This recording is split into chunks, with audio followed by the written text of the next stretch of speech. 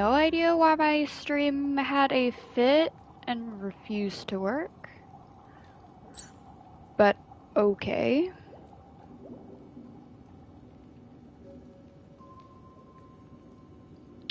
Let's hope it doesn't screw up much. I have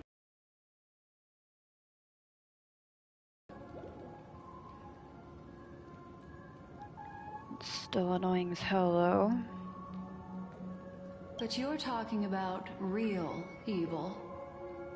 Anyway, be careful out there. There's more than one way to blaze a trail. By wolves, ensuring your own escape to safety should be your primary concern. As for the other questions...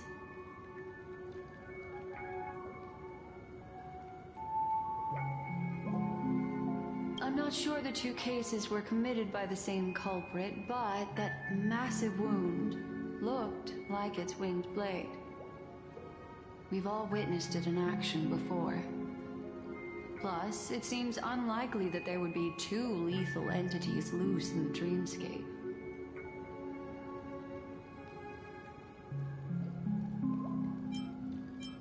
It's all happened so quickly, I can only make conjecture. After leaving here, go have a chat with your companions. I hope you can clarify the source of this confusion.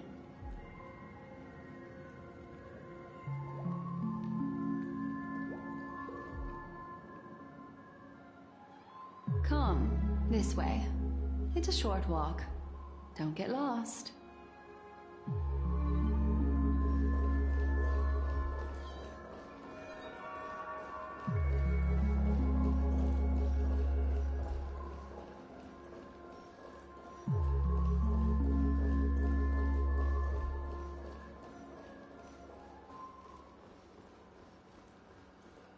This way. This is where we part ways. All of this is like a nightmare. Unfortunately, the remembrance doesn't lie. What we just saw is the reality that happened, and it won't fade from our minds just because we wake up. But follow your heart and don't be afraid. We all walk through this world casting shadows of different lengths, and ultimately, all we leave behind are precious memories. Hold on just a sec.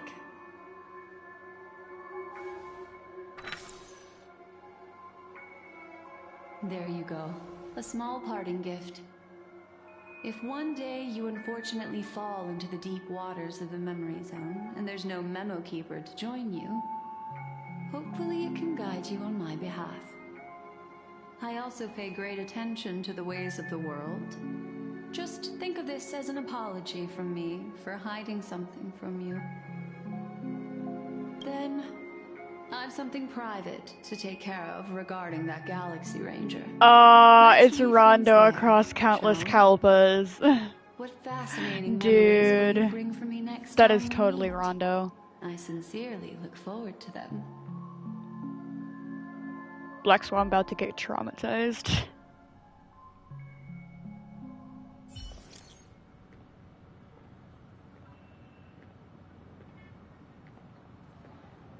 Jesus Christ.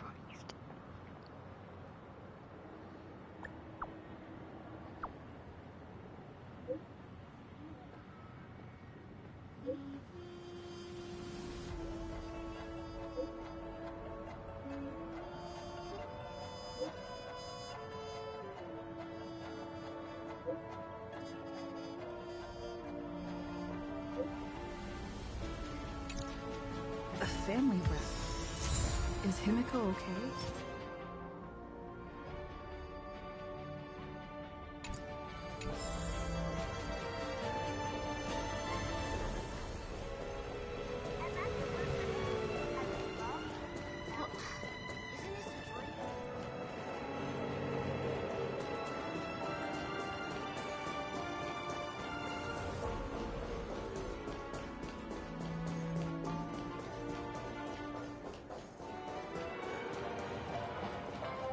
So much has happened.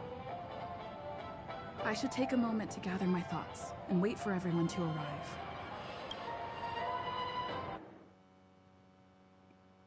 The hell? Ooh. Better unsheath that blade now, Ranger. Do you still dream, Hunter?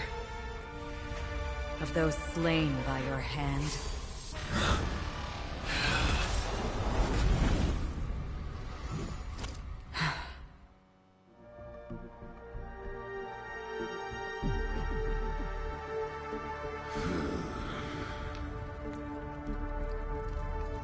It appears the outcome has already been determined. You're still alive. As are you. You still have room to make a choice. Leave the music box behind. And then go. Choice. The bloody trail of the destruction leaves no room for hesitation. The Taurus Fire Demon. Even if you sacrifice your life for that eon, you won't get special treatment. Ranger, you tread the narrow path of the hunt. You could never understand. We come from the fire, and are born bathed in fire. We spread, burn, and destroy, until all the kindling is burned out and we leave only ashes on the ground. Burning forms the entire life of a fire, from the beginning to the end. We are born to die, just to put into practice a profile of another universal truth. All things are created for the destruction. Your companions don't seem to think so. They fight for your chance at survival. They are my children, and just as I was, they are flames that have yet to burn my heart. They're still young, but my flames are faint, and time is running out. Can you see the planet of festivities in the distance? I plan to bring Purgatory with me there. And before that, I must surpass you. Why? Because on the path they have forged, you have traveled farther than I have. Emanator.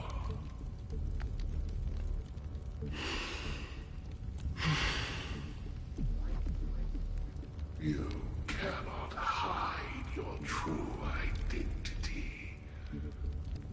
Draw that sword, for we shall indeed remain here, bound to fight a decisive battle to the death, for I choose this. Destruction is intense, but brief. To cravenly cling to life is to endure an endlessly prolonged existence. Even if the answer turns out to be your own destruction. What is important is not the answer, but that it exists, just as you exist. Everything exists to be destroyed. Emanators are no different. Just as even sweet dreams may be born of the void, the so-called impossible is merely something that has yet to happen.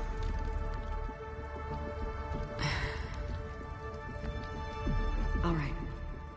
I accept. You shall witness the most brilliant and intense fire in existence. May this flame illuminate the farthest reaches of your bottomless dream. A bottomless dream. Yes, that's right. But you've made one small mistake. This blade remains in its scabbard not out of pity or scorn.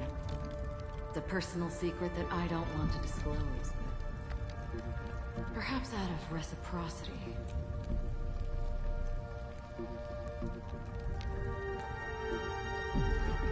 I'll reveal the truth to you.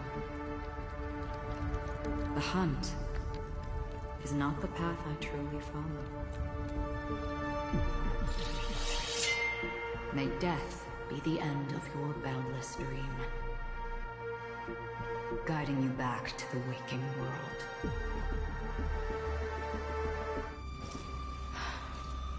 I still see them in my dreams. Hold it. Your time hasn't come yet.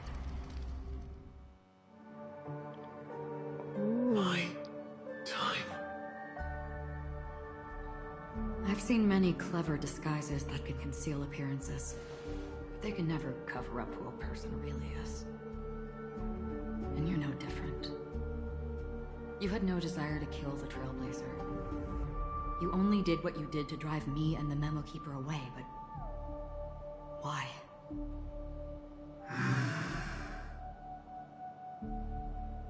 Did Destiny's slave make you do it? You know, Elio. I thought this is just the kind of thing that'd get written into your script. My script has always been brief. Other than that, anything beyond that is unnecessary. He knows my nature. There is but a single destiny from which no one can escape. And until then, I hold the privilege of choice. However, you appear to be ignorant of this, so it's time for me to inquire. Who exactly are you? Not your enemy, perhaps. That's not what I asked. I don't deserve your curiosity. Loners wandering the cosmos always have their secrets. Take me. I'm wanted by the IPC, so it's little wonder that I know something about the Stellaron Hunters. That's all. Maybe I can help. What reason would you have for doing that? I tend to forget things.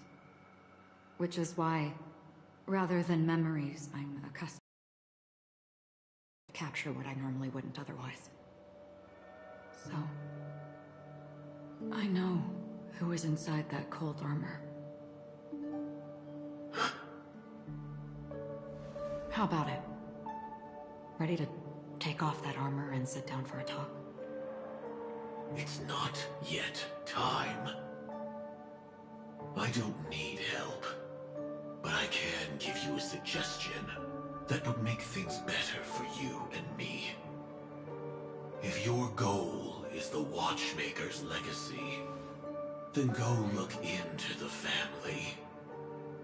Not only are they covering up the existence of death, but they're burying the past and the truth about what happens inside the dreamscape. Ooh. Already on it. And the Astral Express is no enemy of yours. I know that. I just never expected to hear you say it. What's next, then? The Trailblazer's been taken by Black Swan. Will you go look for her? No need for that. No harm in mentioning that Elio's only given me one instruction. Get all of the Astral Express to track down the Grand Legacy. I tried settling this in an easier and more direct way, but as you can see, Here I am, confronting you. I failed. Can't ever go against the script. The so-called impossible is merely something that has yet to happen. That's it. Before we split, can I ask you one more thing? Is there anything else in your script about me? I'd like to know what kind of footnote I get to leave in that future foreseen by destiny. Unfortunately, not a thing came up. I knew it.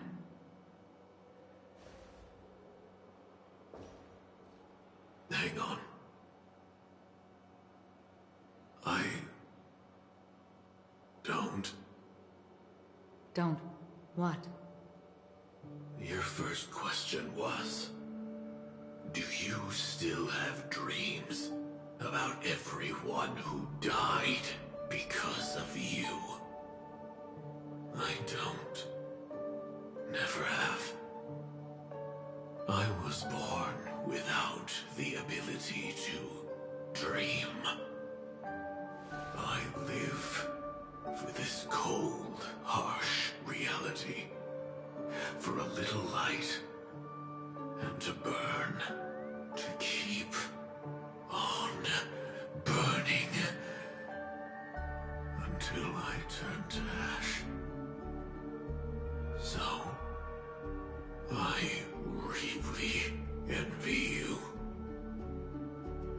Is that so? Then you're already living in the waking world.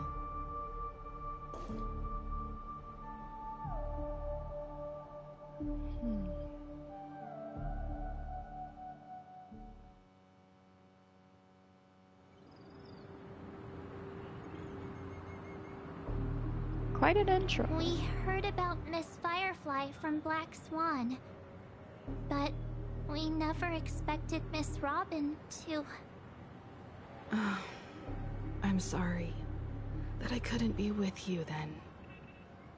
Reality cruises on in serenity, while undercurrents bubble up from the dreamscape. Just like that memo keeper said. Stay strong, everyone. We can still do what we can for them. Starting with finding the murderer. Let's recap everything then. The Trailblazer just reminded me of something. Marge, do you remember what that family rep who negotiated with us said? Indeed, we trust that the Nameless has nothing to do with this. And we also beg each of you to help assist the family in verifying the identity of the deceased. That's how it was put, in reference to Miss Firefly. Looking back, he seemed a little evasive at the time. And he also failed to mention anything about the earlier murder, too. The family's planning on covering up all news about Miss Robin's death. If news gets out, Penacony's going to turn into a bloodbath. But the murder that followed closely after was obviously beyond their anticipation. The family had to try and turn things to their advantage by bringing in reinforcements from outside. The Charmony Festival is nearly here. They must be snowed under. It may also be that Miss Firefly's murder had so many witnesses that it couldn't be covered up. So they went with the flow and let more people on the scene to control the situation. After all, the nature of the two murders is fundamentally different. The family's first protective measure should be against malicious actors among the guests, such as that IPC envoy. Indeed. He was particularly concerned about that Galaxy Ranger. Are we missing the forest for the trees here? I always felt that Aventurine's reasons for accusing Miss Acheron were highly subtle. Can we believe him? At this point, I'm afraid the only ones we can trust are ourselves. Look, let's try to gather intel first and then list all the possible outcomes we can. Then we go through them, eliminating contradictions one by one. The fewer facts remaining, the closer we are to the truth. I've still got this sense of foreboding. It's like we're stuck in a whirlpool, spinning around that legacy even after everything that's happened. This time we're playing the role of a real detective. But before we start, what are we going to say to the family and Aventurine? As I see things, the family harbors no ill will towards the Astral Express. If they didn't trust the crew, they wouldn't have casually commissioned outsiders to investigate a case that's, in all likelihood, a scandal. Plus, this is the family's turf. Teaming up with them should make things easier for us in the future. As for that Aventurine, well, I'd like to hear your thoughts.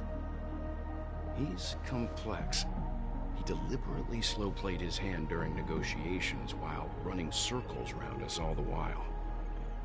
He appealed convincingly to both reason and emotion. It wasn't forced, but the intent was obvious. Still, it's good to have contacts among all this uncertainty. Aventurine showed his skills, and as far as our interests are aligned, he can become a reliable ally. We also need to keep a certain distance from the family. Never let them get too close. Teaming up with the IPC helps balance that out. If either side makes a move, we have the option to pull out. So, you suggest accepting Aventurine's proposal to team up? Yes. It's risky, but we can only wait until both sides have played their cards before making any further judgments. I get why, but there's a whole lot of bad guys and girls around here. And I'm worried about getting stabbed in the back. She's been bullied a few times now, and I can't stand it anymore.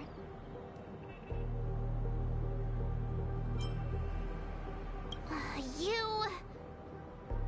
No, I can't accept this. Forget about it. Just let me keep an eye on him. If that doesn't work, we can just turn the tables and use him instead. Then, could you please reply to Aventurine? Everyone, take this time to put together your thoughts.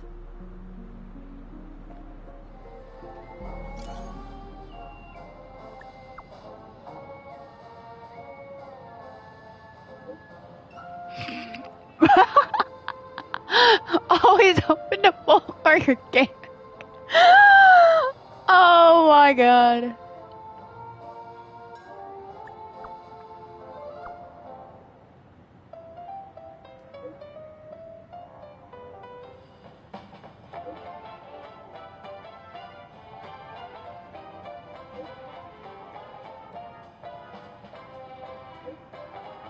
Thanks for the 200,000 credits, even though I don't really need them at the moment.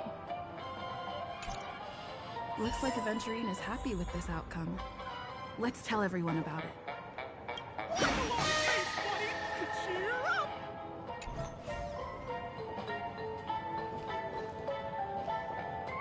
What credits do I have at the moment? Still have over 3 million after maxing Aventurine's Akron. goal is to try and recapture Penacony for IPC. To do this, he'll have to bring down the family in its entirety to create a big enough chance. The existence of death will be covered up by the family. So how does he plan on taking them down? It's gotta be something important enough that everyone will notice. But it also can't be anything too out in the open.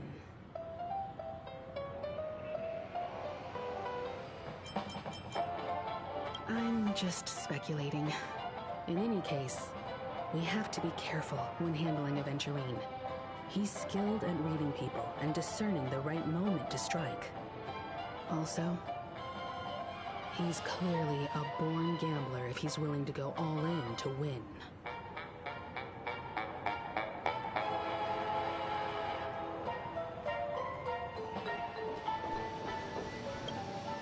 Aventurine said something that concerns me.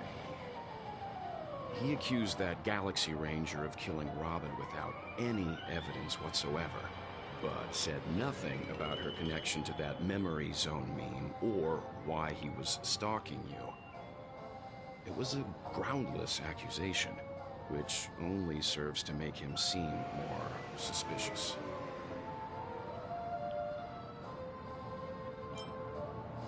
Maybe Aventurine's goal was never to gain our trust. Maybe he wanted to foster a feeling of enmity towards Acheron and make the situation more volatile. Two birds, one stone. However, I asked Don Hung back on the Express to confirm that story about the Annihilation Gang and the lost messages. It wasn't something that Aventurine made up out of thin air. You've met her many times now. What's your impression of Miss Acheron?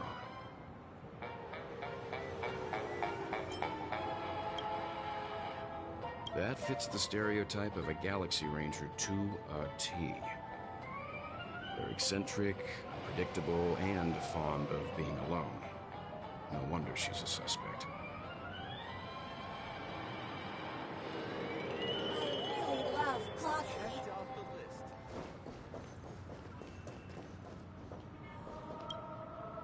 I hope it's not too soon to bring it up, but I feel like Miss Robin isn't actually dead, but that she's still alive and well. Somewhere. That everything's just some horrible prank. Because aren't we supposed to be inside a dream? How could someone die in a beautiful dreamscape like this? Shouldn't only good things happen here? I have a bad Whenever feeling. I see the Grand Theater, I just can't stop all these thoughts from flooding my head. Nice and wholesome. My foot. I knew the doves were lying.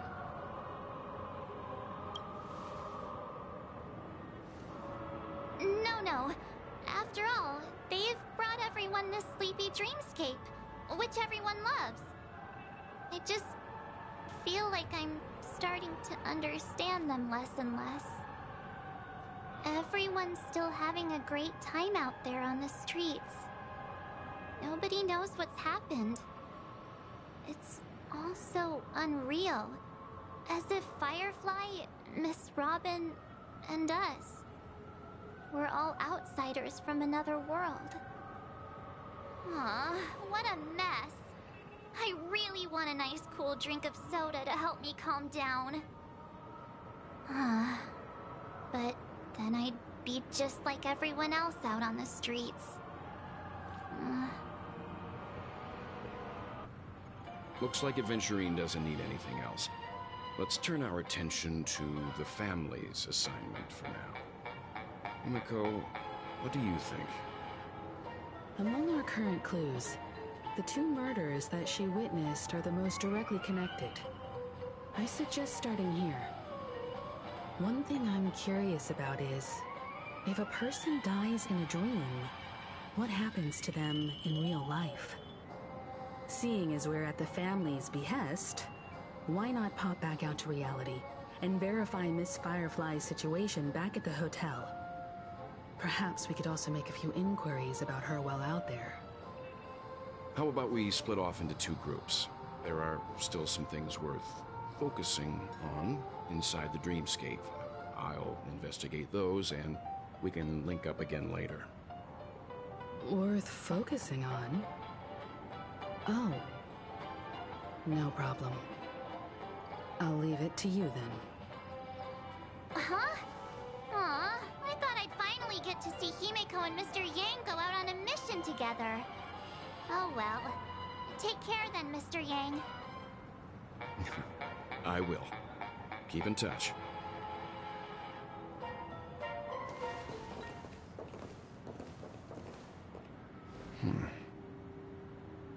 Honored guest, could you come out for a second?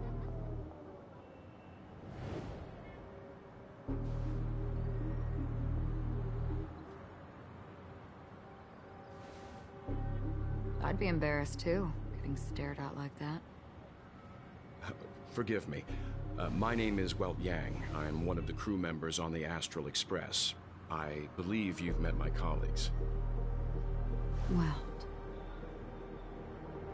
Is there something about my name? first, don't you want to know my name? I already do, Miss Acheron. You're a prominent figure in Penacony. What are they saying about me? Some claim that you're the real culprit behind these murders, that the Annihilation Gang's tragic fate at the banquet was a result of your blade, and that you're now attempting to unleash another bloodbath on Penacony. The Annihilation Gang. Ifrit of Everflame Mansion. Tragic fate. That Duke turned his dying body to flames and sacrificed his life as a martyr. He was a determined and heroic pathstrider. Not even a villain should be disparaged like this. And what's more, there were plenty of suspects invited. Do they really think that a blade is more dangerous than that black hole you're wielding? Keen intuition. Not even the family managed to point out the truth behind this cane. So you must surely know, Miss Acheron, that peering into a black hole is not a wise move. As a potential threat, your knowledge of us has reached uncomfortable depths. Reveal your true identity and intentions. Otherwise, brace yourself for gravitational disintegration. That shouldn't be necessary. But if it makes the Nameless feel less defensive, I'll be happy to abide. Believe it or not, Galaxy Ranger, Acheron, those are the names I go by to this very day. My trip to Penacony is solely to fulfill an old, final request. I'm here for the Watchmaker's legacy. And that's it. I think I've been honest enough. Still unwilling to reveal your true identity? It's not that I don't want to. It's just that I can't. I've come so far, and I can't sum up all of that in just a few words. Everyone has their own unspeakable past. Secrets that they don't want to be revealed. And I won't be asking any more questions, such as why the Astral Express is roaming around the cosmos with a Stellaron on board. Is she okay? That memo keeper didn't do anything, right? She's fine. Let's just stick with the topic. Gaining my trust depends on how much you're willing to reveal. I've run around many different Penacony dreamscapes just to try and find that legacy. And during this period, I came into contact with quite a few guests. In the process, I gradually came to realize the secret of Penacony may be closely related to the Trailblaze. That's why I've come to ask for your help. I don't have enough proof yet, but I'd like to speculate something. The source of all tragedy lies within the family. If you could trust me, we could find the proof to support this claim together. Mr. Yang, I think you've come to the same conclusion, haven't you? Let's leave it at that. For now, I'll choose to believe that you bear no hostility. Share your findings with me and me alone. I don't want vague conjecture to interfere with other people's judgments before we find solid proof. Mm-hmm. By the way, would you like something to drink? Before we go, how about 2 cups of Wake the Heck Up? No, 4 cups. Because the conversation coming up will last forever. Who named that drink?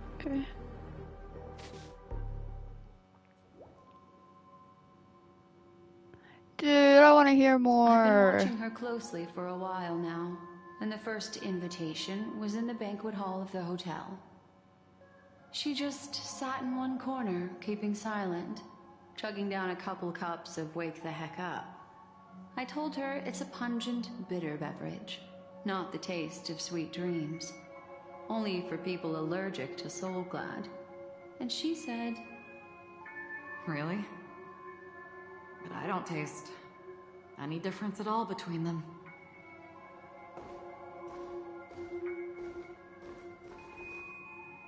the guest rooms are charmingly minimalist.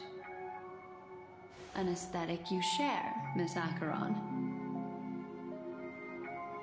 It's a cinch, this music box. The invitation received by the Annihilation Gang.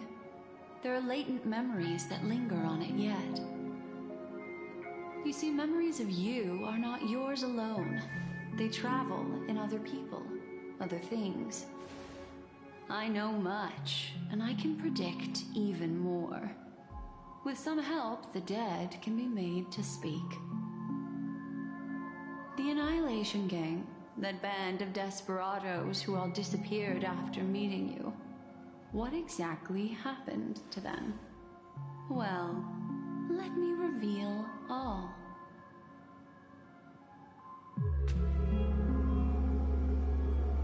Gradation 12. Dreamscape 12.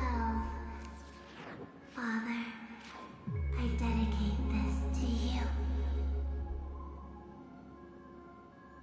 Well done, Dubra. Wherever they go, shall be met by annihilation. There it is. It's hazy, but it's Ifrit's voice. The other one is probably his progeny. This is the residual memory from when the invitation was first delivered. They were abruptly interrupted. Then, what happened next is... They sought refuge in a land of sleep, merely wishing for undisturbed rest, away from the storms. Children of the flame, this marks your rite of passage. She won't be necessary. I alone am enough.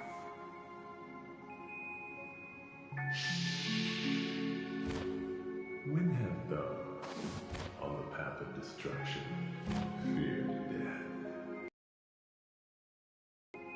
The Everflame Mansion has set out on a journey. Those poor people, they have no idea what lies in wait ahead of them.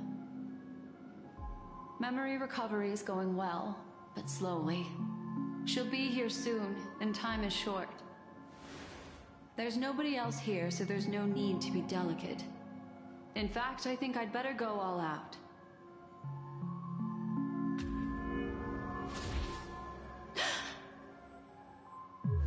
What happened?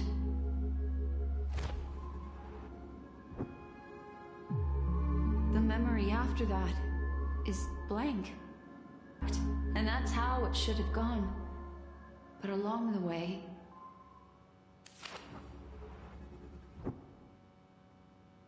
it's like it's been erased. Who's done this?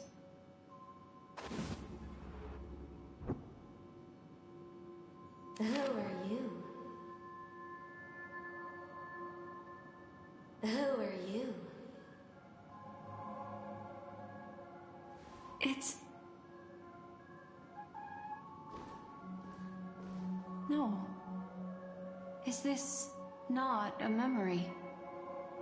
Oh, a memo keeper. Do you serve the Garden of Recollection? Or the Cremators? My name is Constance.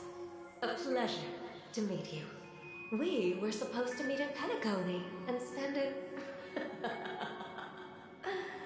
unforgettable time together. But that seems unrealistic. Dolly is not welcome on the banquet star, and I don't need a coming-of-age ceremony. And you, I know what you're looking for. Want her secret? I can give it to you, and then you can enjoy the banquet for me. I wish you unforgettable memories.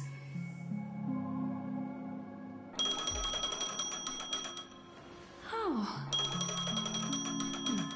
A phone. Wanna listen in?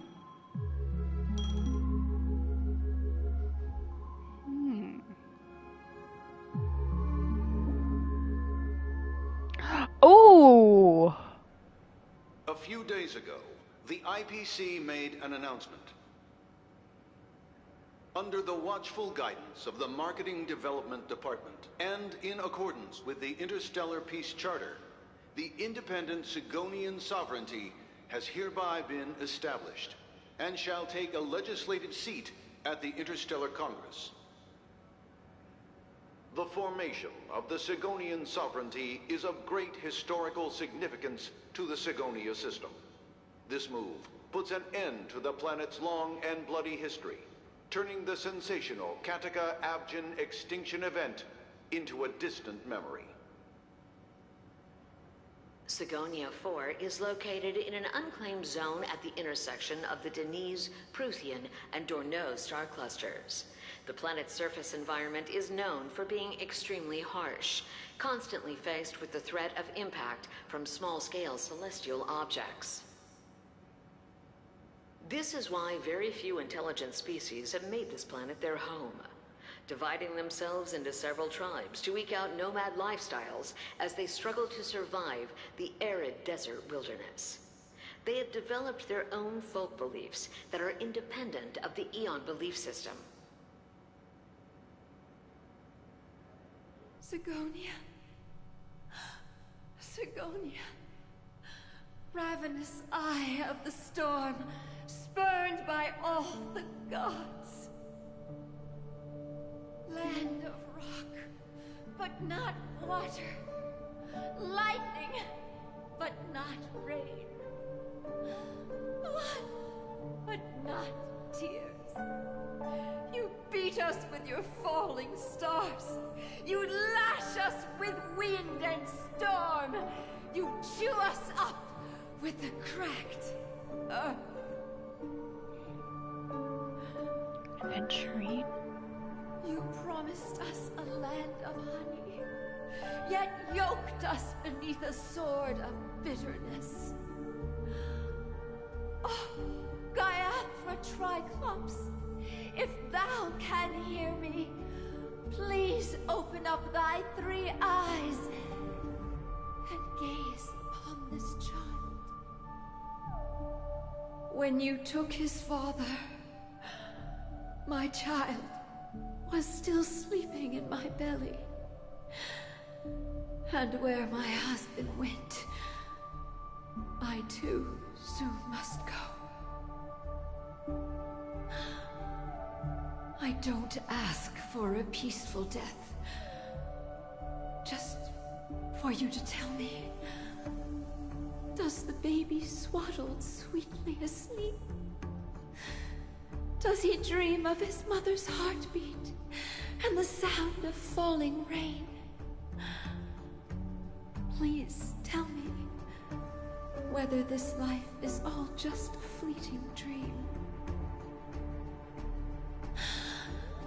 Otherwise, why would this child be born to face impending death? Mommy! Mommy! Mommy! Rain! It's raining! Raining?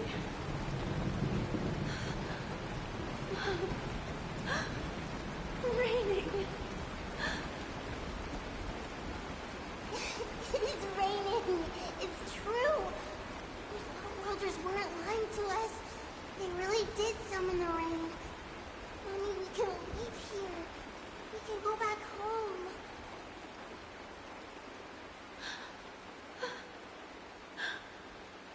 Back home.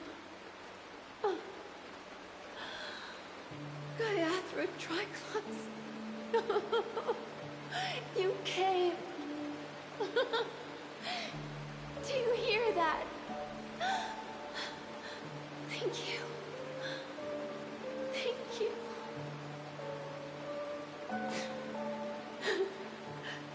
Darling, listen. This is the sound of rain. On the day you were born, the sky also sent down a gift like this from Gayatra.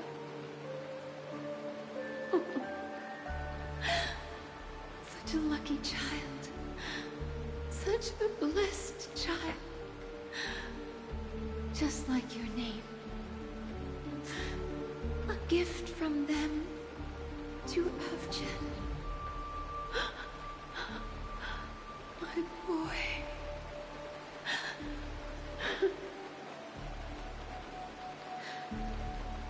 May the goddess Gayatra close her eyes 3 times.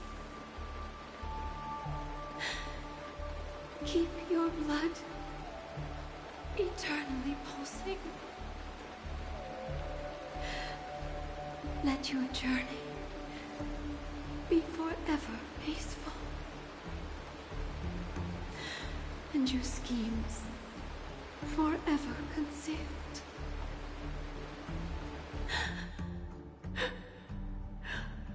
Welcome to this sad world, Kakavasha.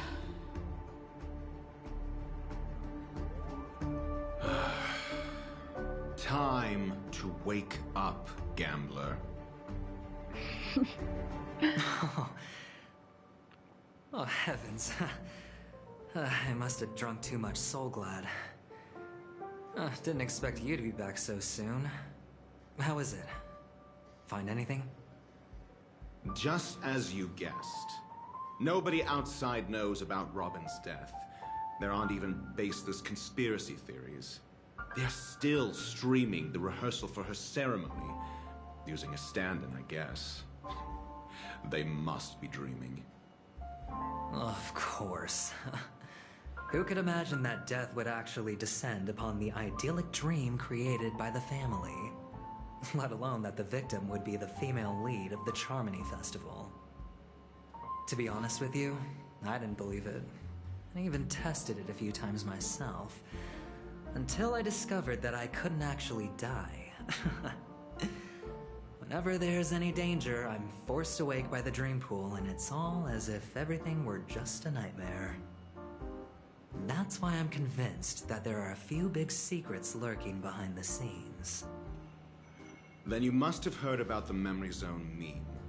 When I graciously deigned to establish connections with the Oak family on your behalf, they were quite in a pitiful state of disarray. Besides Robin, there was another body. I don't know the exact details, just that it was a stowaway. 2 murder cases? I told you something seemed off about the Nameless. Oh, she must have come across the other one. This murderer is a psycho. But I have to admit, the case should be easy to crack. We can leverage the family's malfeasance and let the IPC use this as a reason to intervene. It's just that their trickery runs deeper than I thought. Robin's stand-in was all ready to go. These 2 murders are definitely getting hushed up. What should we do? Let me think. It's too rare an opportunity to miss out on, so I gotta be careful. Incredible, gambler. Have you already exhausted your limited repertoire of tricks so soon? There are plenty of chips, but it'd be best to choose carefully. The most straightforward has to be Robin. Remember? That masked fool once told me to find a mute as a friend. Robin is what she calls the mute. She has lost her voice, and while most people can't pick up on it, you and I cannot mistake that sound. Not produced by any voice box, but rather by the resonance of the harmony. If that girl hadn't gone hoarse from singing practice, there'd only be one possibility. Something was up with the family. Or Robin herself. To get to the bottom of this, I tried every way I could to meet her. But she died. Right before my very eyes. A complete and utter loss. Incidentally, it seems to have resulted in your rather undignified arrival on the interrogation stand. There were eyewitnesses at the scene, and the family, in their graciousness, has tentatively accepted your alibi. However, for the foreseeable future, you shall, regrettably, find yourself under the vigilant watch of the hounds. Well, things aren't looking too optimistic, Doctor. I'm starting to break out in a cold sweat. Do you reckon... given how things are? A probability? Yes, it exists, but it verges on the infinitesimal. To phrase it in a manner more befitting the vernacular of Penacony, you're dreaming. But if you simply can't control yourself and want to try your hand, then there just so happens to be a suitable candidate. That man wants to see you again. Who? Sunday. Is this a public hearing or a private trial? If it were the former, it would hardly befit my stature to stoop to the role of a mere messenger. Fine. Well, that's great. It's all great. You see, the dead can't talk, but the living can. Ratio, I'm convinced now that there must be something wrong inside the family. Oh, just you wait and see. That man's sister has died. He can't sit on his hands. Well, without any further ado, let's set off. Lead the way. The show is about to begin.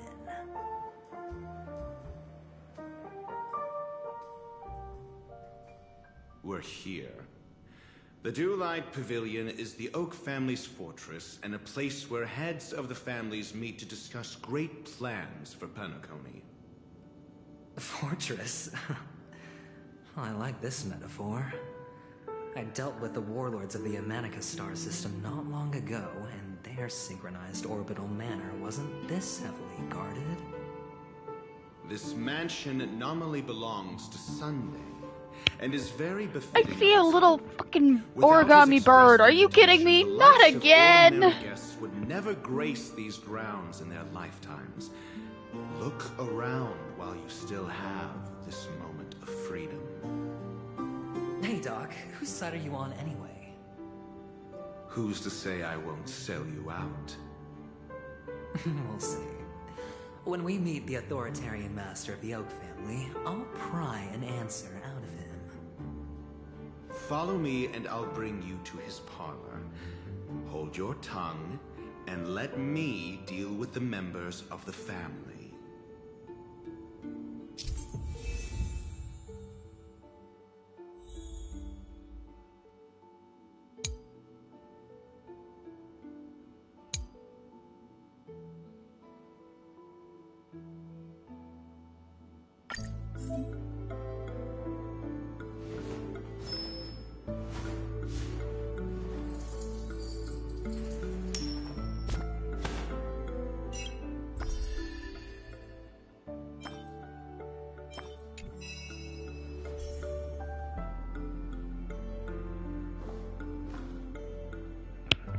Hey, they stole my Bailu!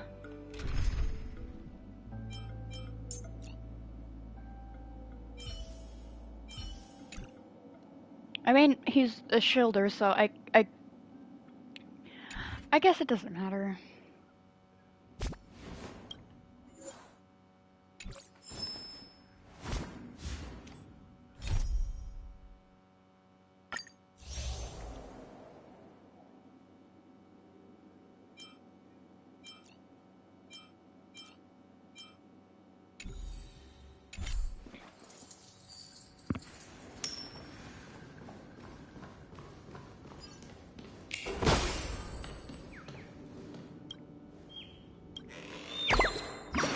Come here, you little shit.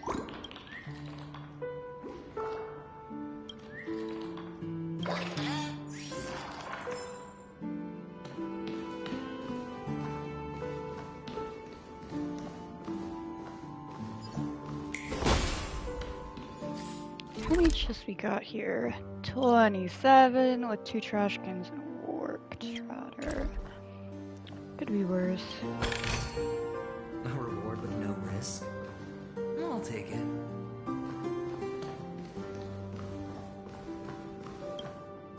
Hey, you two! That's a place of business. No entry. I was requested by Mr. Sunday to bring him the suspect. My name is Ratio. He should have mentioned it to you. Oh, I remember you. Veritas Ratio. Your punch virtual particle clock is impressive. Excuse me? The one on your head. Of course, it's nothing compared to my full pocket dimensional annihilating power armor of the Mobile Knights. Right, and as I mentioned, that fantasy raiment of yours doesn't exist. That's because you can't see it. Like I say, only family can see the glory of the Mobile Knights. Ugh, enough. Get going. Don't keep Mr. Sunday waiting.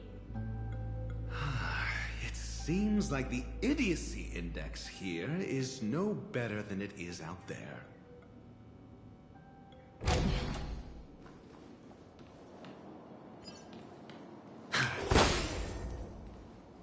Damn it! Dead end? The door is shut tight. Looks like we're on our own. I mean, there isn't a door.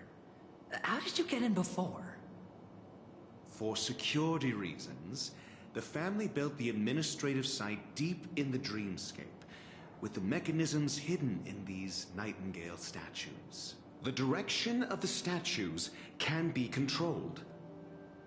On the previous occasion, an attendant named Kona had gone to the side room to verify something before setting the statues in the correct positions.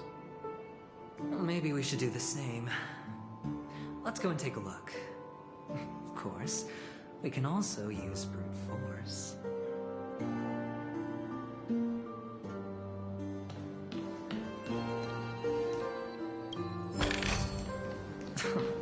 This is hardly enough for a seat at the table.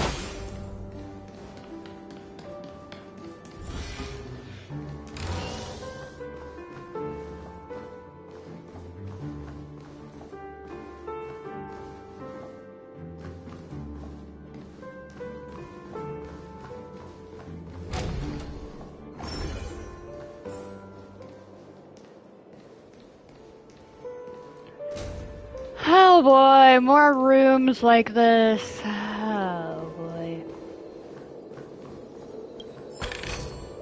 A reward with no risk. I'll take it.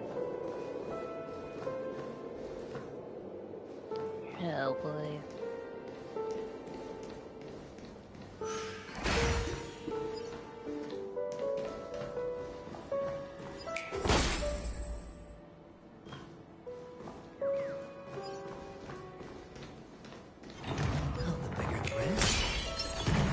Stream 4.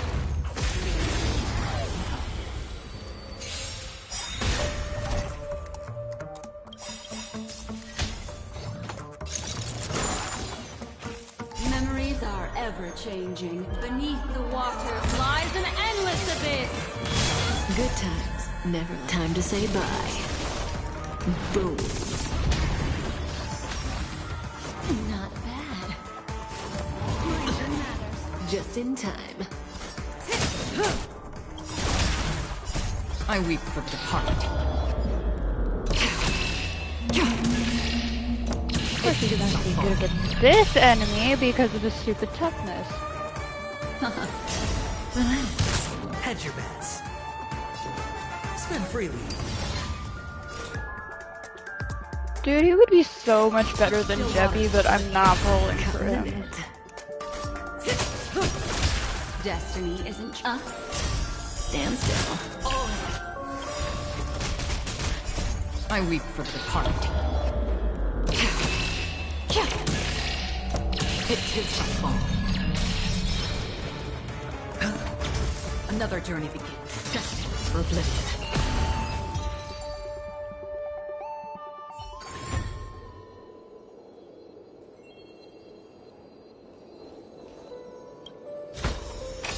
This is what exploring the cosmos is all about.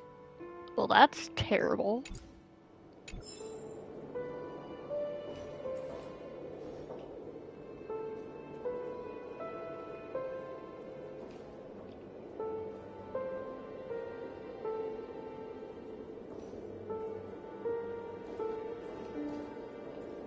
Yeah, that'll take me to the bird.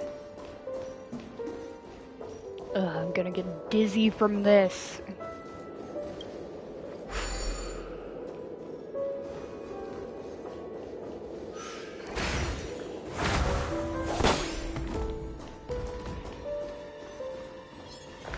Stream 4. I can find more of these things whenever I want. I'd rather just have the drops now.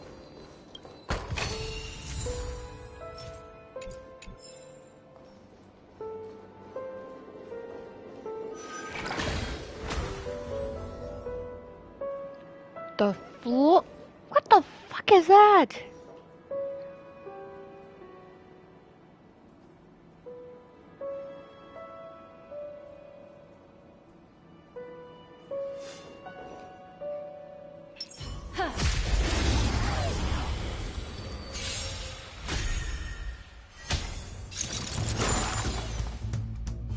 The hell?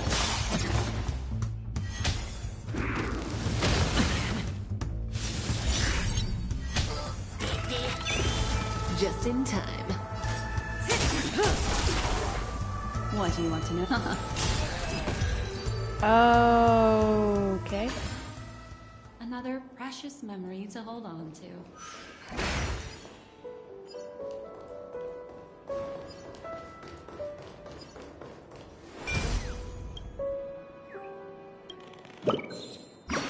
Get out of here, you little shit.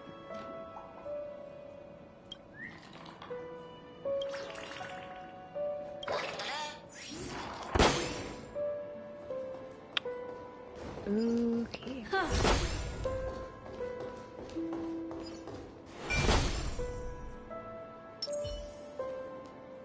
6 nightingales facing in different directions. An obvious hint. But are these nightingales? They are. What's wrong? How can nightingales be so huge? They look more like torment eagles to me. There are no eagles in the 5 families, only nightingales. Why am I wasting time with you on this?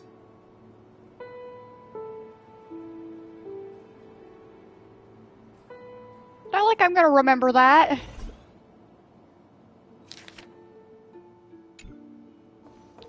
So, left, right.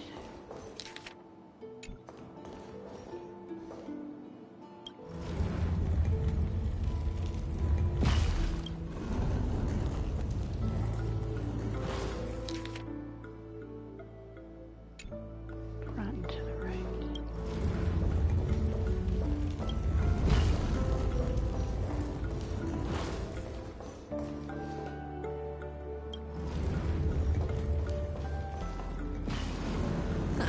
Just as I thought. Here's the correct answer. A truly miraculous discovery. Perhaps I should offer you the chance to join the Genius Society. Really? Well, I thought you'd given up on that already. I was being sarcastic. Can't you tell?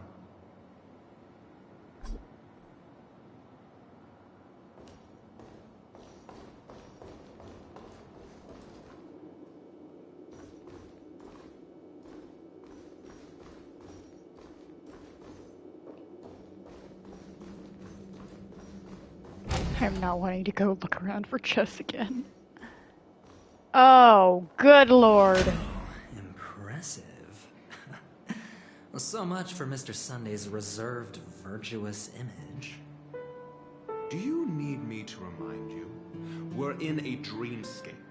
No matter how grand the mansion looks, it'll not affect Penacony. Stop wasting your time nitpicking the family here. Yeah, you're right. The only way to destroy the family is death. Sunday must have thought the same. Let's head down.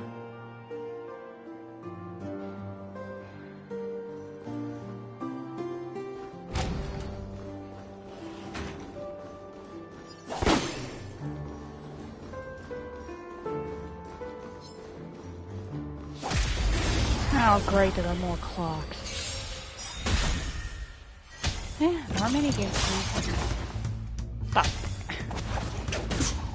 Cutting the net. Destiny. Stand still. I can't help but love her ultimate. I weep for the departed.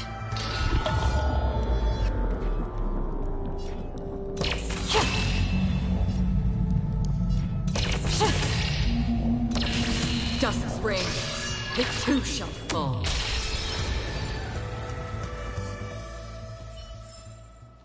Another blood debt repaid.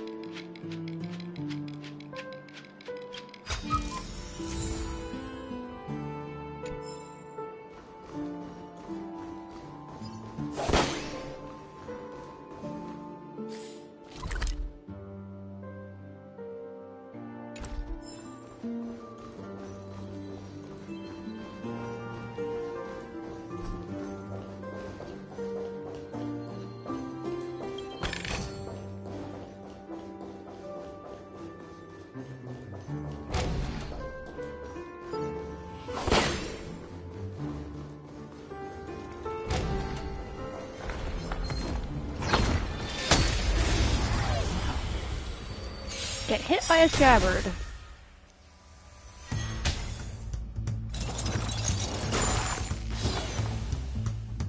Oh, not those motherfuckers.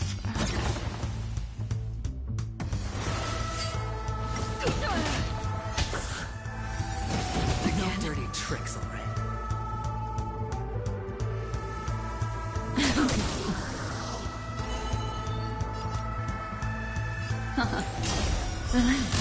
Hedge your bets. I weep for the departed. It too shall fall. May as well kill them all. Stand still. Sure, I'll play along. Destiny for oblivion.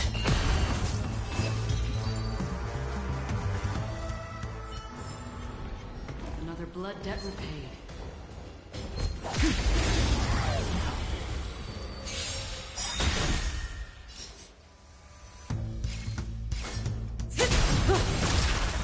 What do you want to know? I weep for the Adventuring doesn't even hardly ever get to go. It too shall fall. Say bye to breathing. Destiny isn't chosen. Stand still.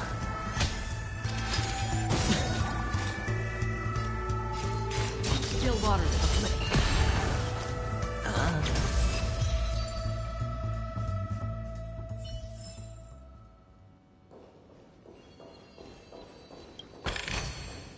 Seek, and you will find.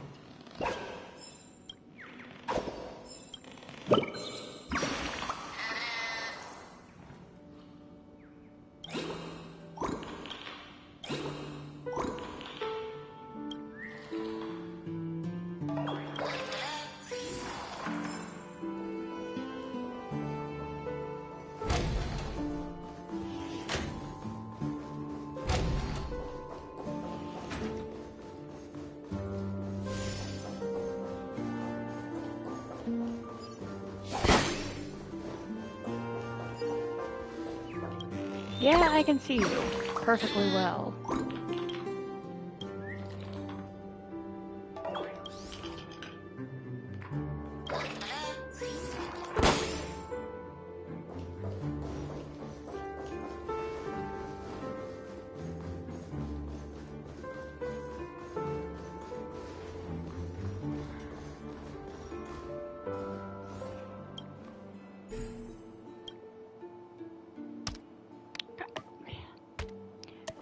Why is my controller so sensitive right now?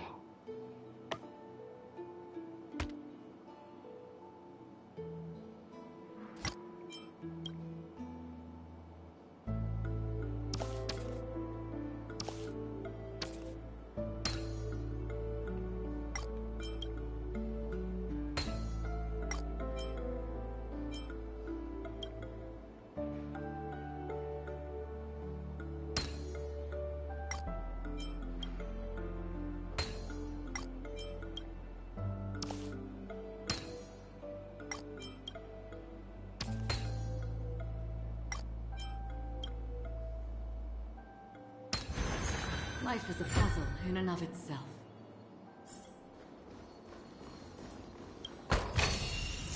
Don't forget to let your friends in on the action.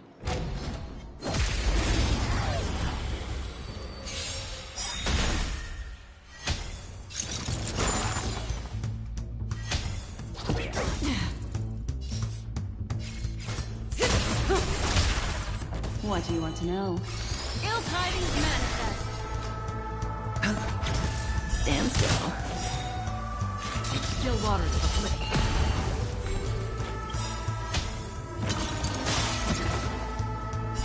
I weep for the departed.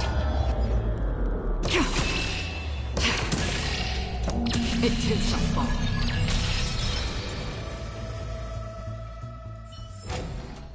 Another blood debt repaid. Seek, and you will find.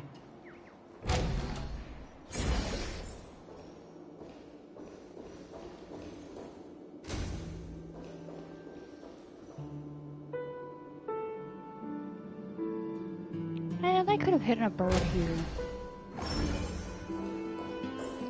Oh, not again. And there's a fucking bird there.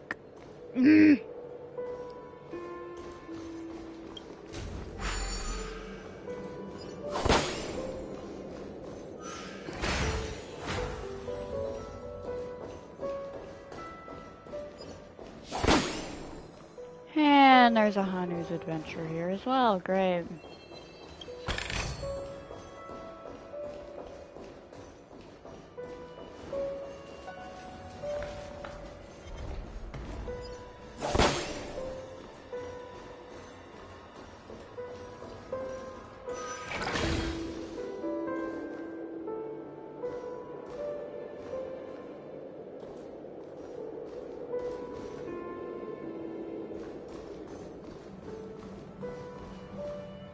Ooh, that's pretty. Oh, great. Now I'm gonna have to go puzzle pieces.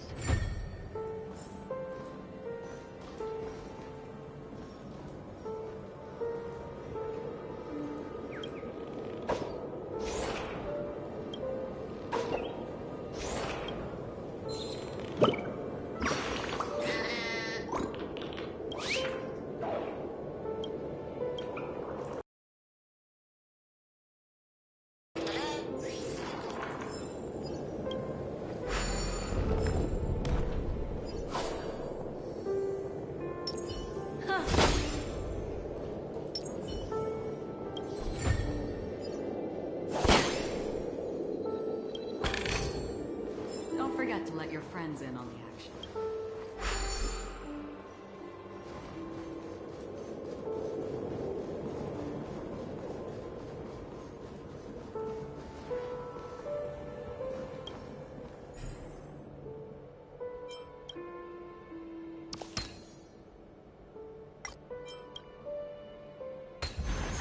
Life is a puzzle in and of itself.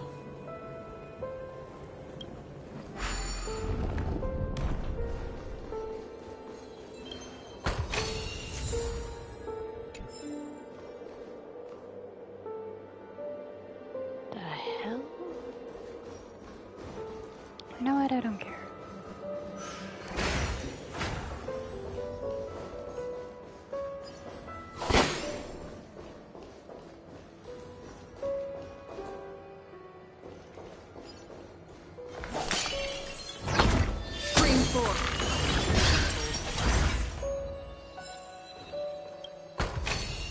Worth it.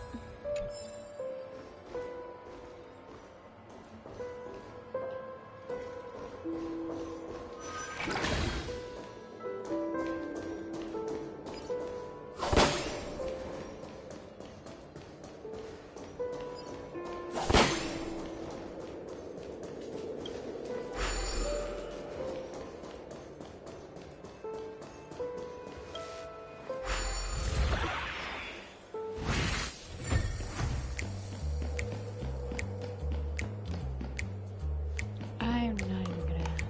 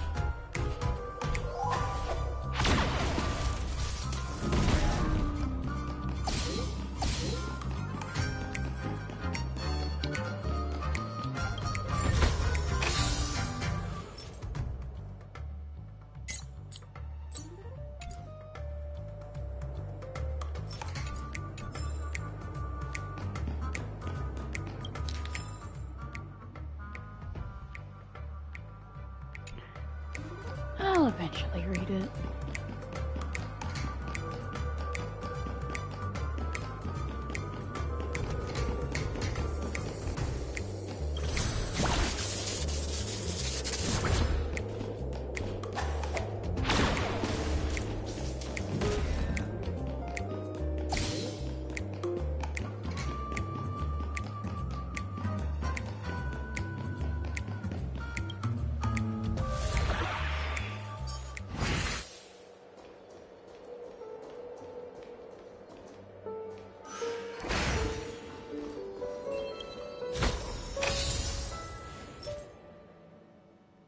Well, that's terrible.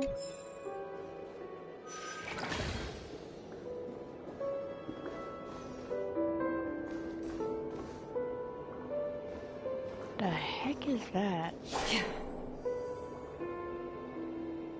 I can always come back to it, but what is that?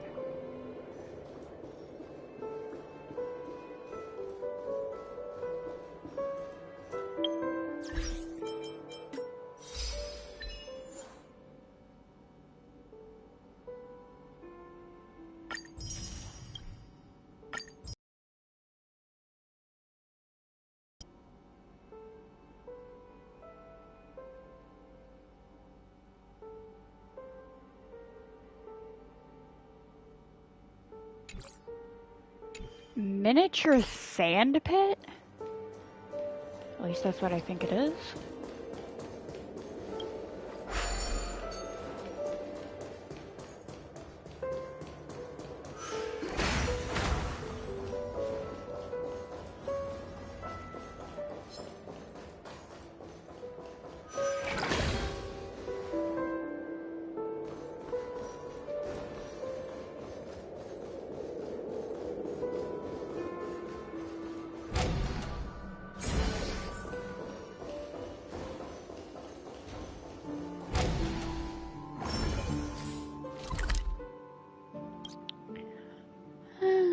12 out of 27 is pretty good, especially when I haven't found the warp trotter yet.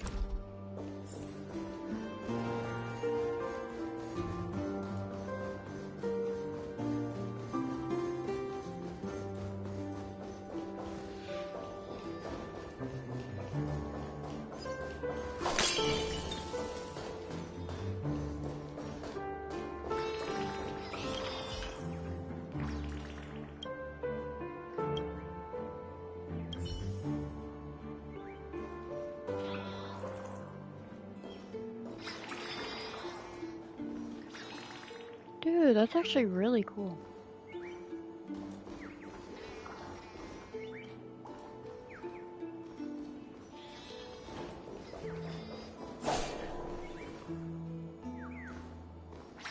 I literally see a bird hiding in that, really.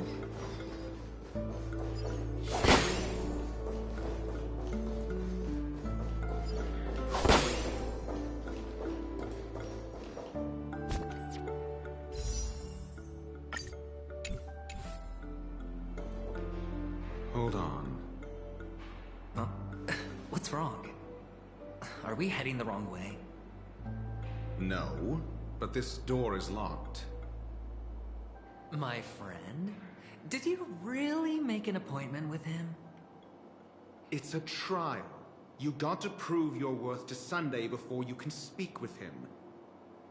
If I'm not wrong, we need to find a way to open this door in the hall, or this place will be our prison. Oh, an escape room. I actually do enjoy some escape rooms. Get serious. I've no time for games. Let's head back. The hint is probably in that prominent sandpit. Wow. That's an enormous sandpit. I'd love to build a tall building for myself. Once I have enough savings. Oh, look. There's a noticeable gap in the model. I believe you're right. There wasn't a gap before. That man must have done it intentionally. Well, with your brilliant mind, you shouldn't have any trouble recalling what was here last time. Right, Doctor? Of course. Let's look around. When I see it, I will know it. Fine. Fine. Why do I feel that we're pursuing a degree in burglary now?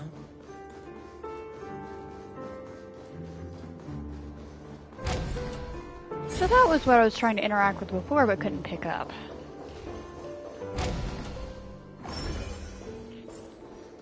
Found it. This is it.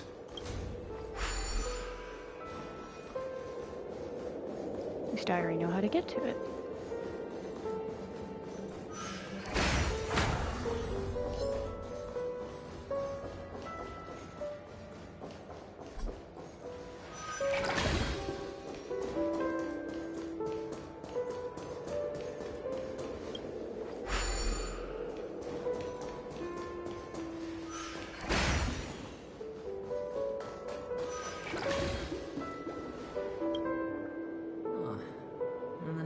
Reads Gulliver's Arch. Well, I'm amazed you can remember something this tiny. You know, this reminds me of a tunnel I once saw that could shrink people who passed through it. If I were you, I would shut my mouth. It's wise to remain silent when you should. Why does he give me Snape vibes? Like, he's giving me Snape vibes.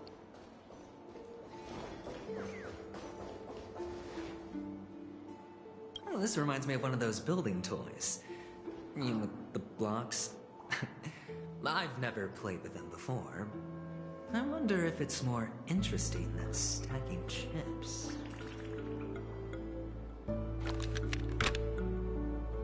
Oh, look. The gap is closed. And it fits perfectly. So, what's next?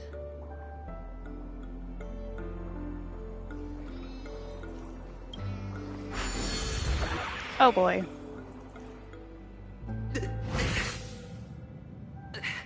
Oh, good heavens.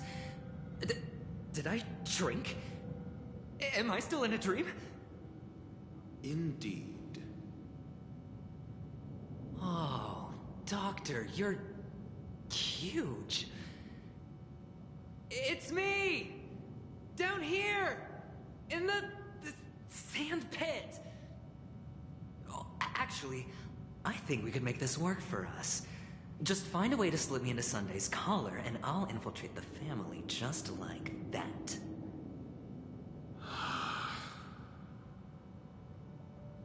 Oh, fine. I was just kidding. Let's find a way to open the door.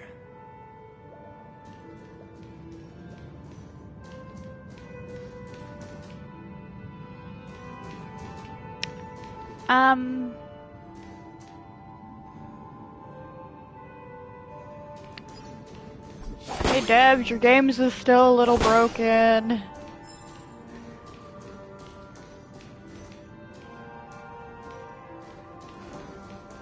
Just a little.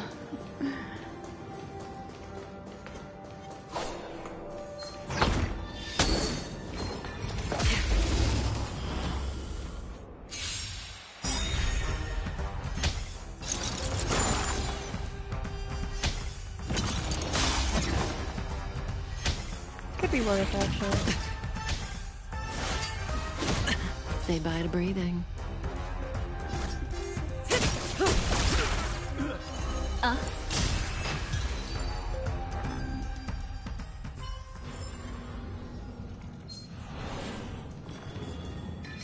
Stream forth, gleam of old blades. Seek, and you will find.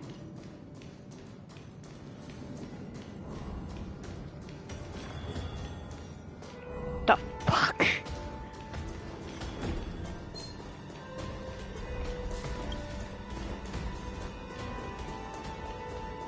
Piss off.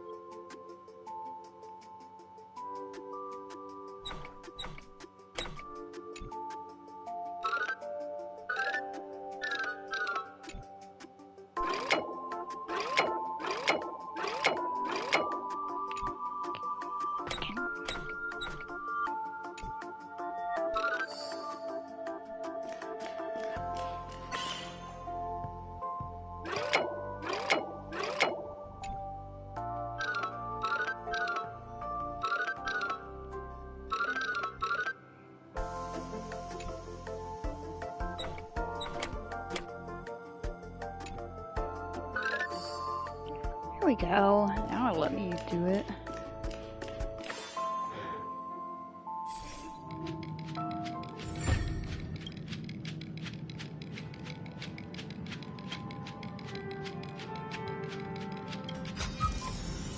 Don't forget to let your friends in on the action.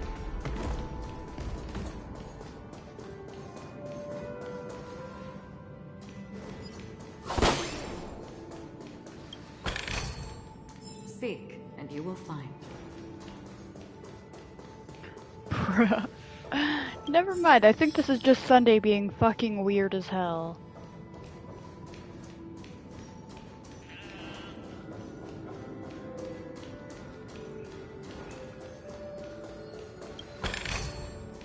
Don't forget to let your friends in on the action.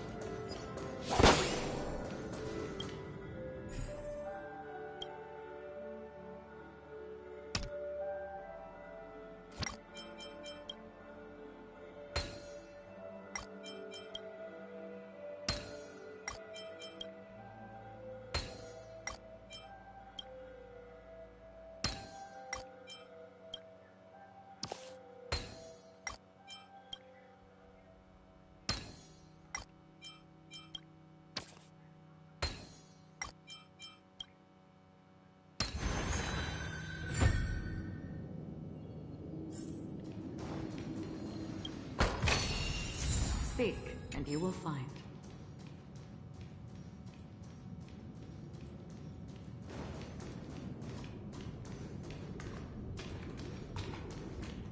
Hello! Welcome to the Golden Hour base model. I am an Oak soldier. I will be here to guide you through the tour of the base model. Happy to be of service. And tell me about the tour. Hello! Welcome to the Golden Hour base model. I am an Oak soldier. I will be here to guide you through the tour of the base model. Happy to be of service. Generating guide. Please wait patient.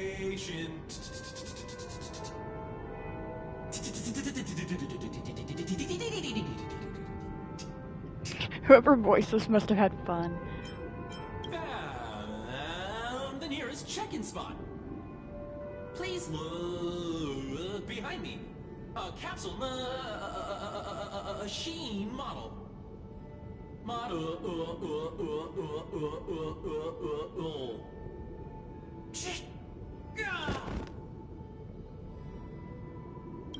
What's up with that?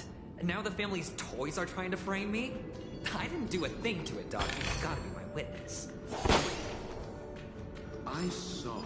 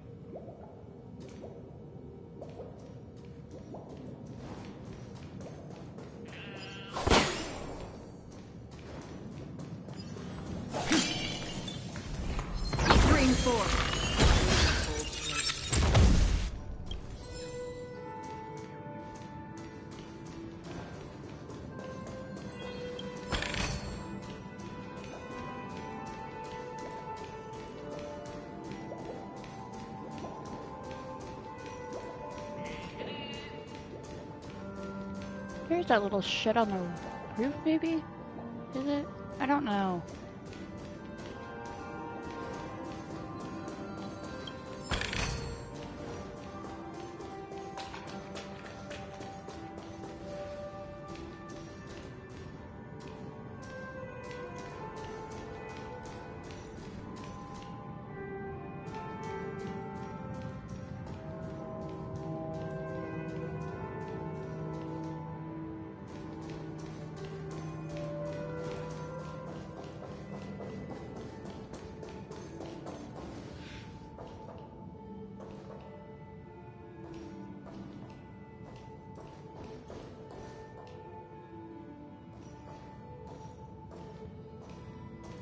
Where are the other fragments?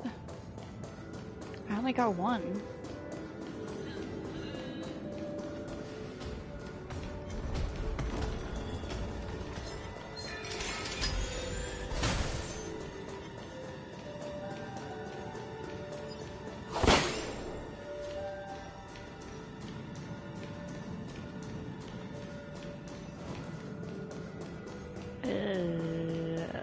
Okay.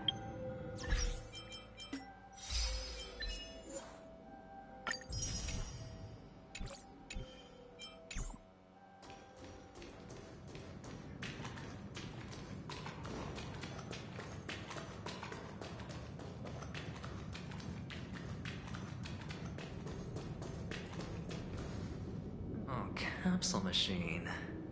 There's no mechanism on the floor. Could there be one at the top? Doctor! do me a favor.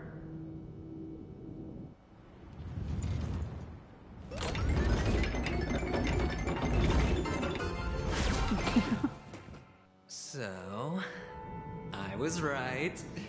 These models have interiors that look exactly like the real buildings. The only difference is that no one lives in them. Funny that Sunday puts a miniature that makes him seem like a giant by comparison, right where he can see it first thing in the morning. And one of the fragments flew upstairs. I'll need to use the pinball machine to flick myself up there. But it's tough. Oh, great. There's another pinball machine base here. And it's empty too. Doc! I'll need your brain power again. There's no need to yell. I can hear you. The pinball machine must be hidden somewhere in the hall. Like the arch. Wait here, and I'll be back in a minute.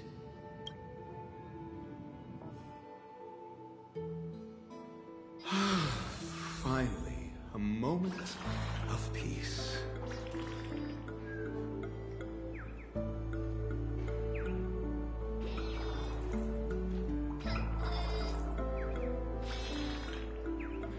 Doctor! Shake a leg? Without that pinball machine, neither one of us is going anywhere anytime soon.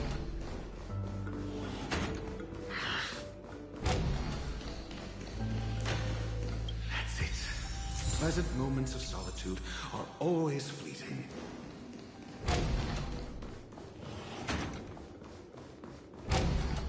I love that they give us him to just try and play with, but me has already gotten rid of.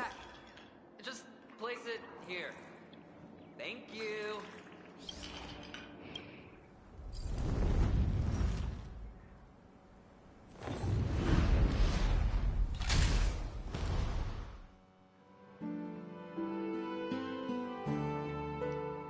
Thanks, Doc.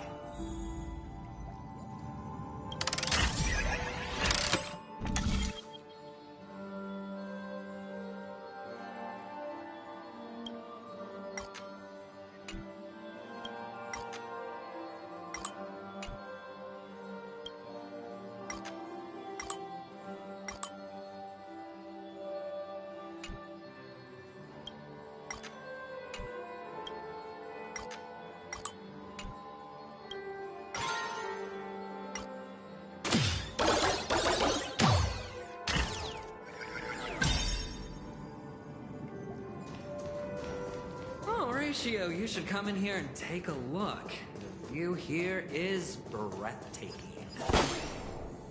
Honestly, you could easily squash me with just a pinch. If that is your wish, I will do so without a moment's hesitation.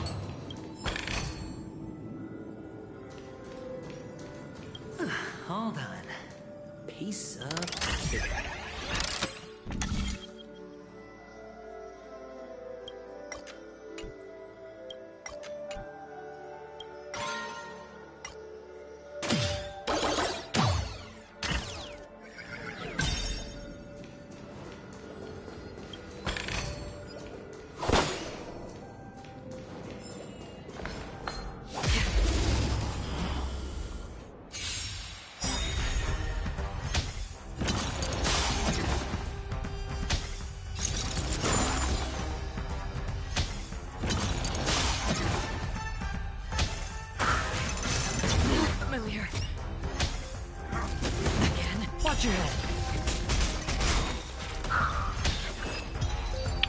Well, that was sad. All done.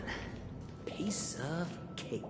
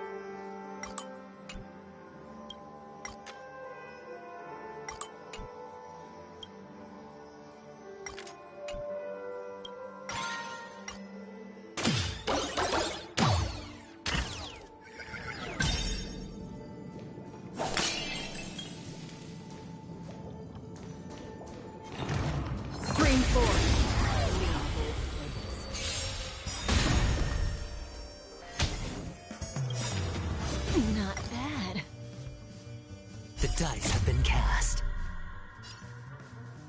Bust. Or maybe I'll take it all. All in.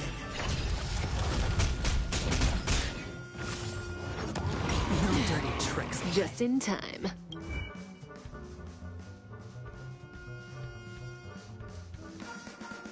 Dude, that's so good!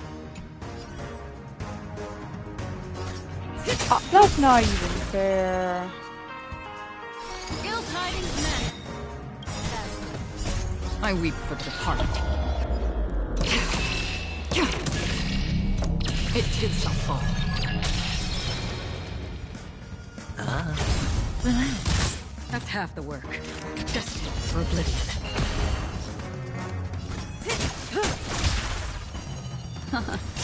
Stand still. Hedge your bets. I weep for the departed.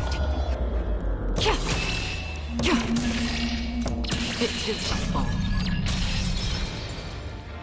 Dude, I'm starting to want adventuring, but I'm just straight going for E6.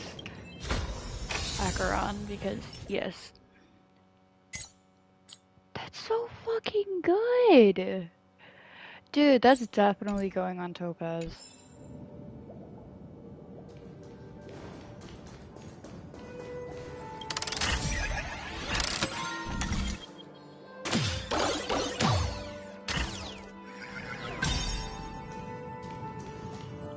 What the fuck is that thing doing?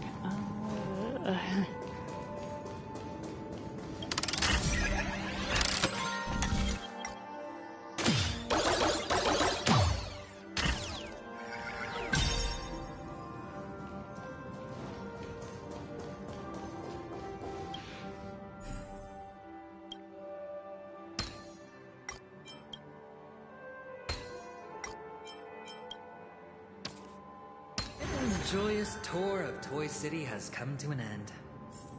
Makes me feel sad. Penacony isn't all bad, right? I'll use this interesting experience as a talking point at the poker table.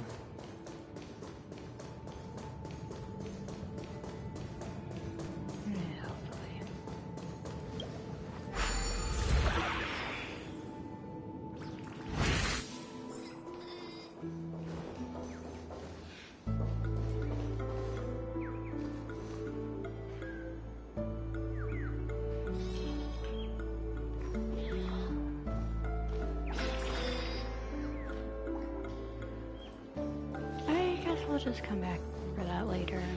It's a pity you made it out of the sandpit alive. Sunday is just beyond this door. From my limited understanding, he's not someone easily handled. Are you prepared? Yeah. Only I believe he's the one who should be prepared to face me. Tell me about your plan. I don't have a plan. I'll just play it by ear. There are only two kinds of bargaining chips when dealing with people. Benefit or fear.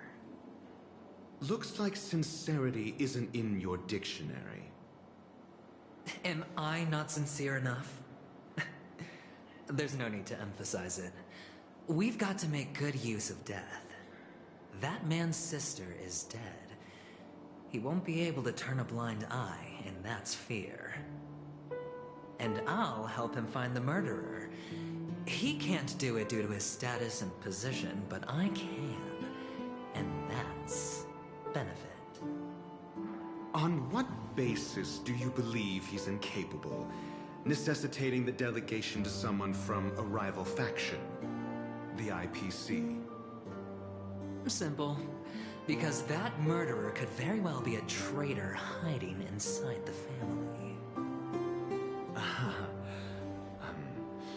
Do you mean the Galaxy Ranger whom you accused previously?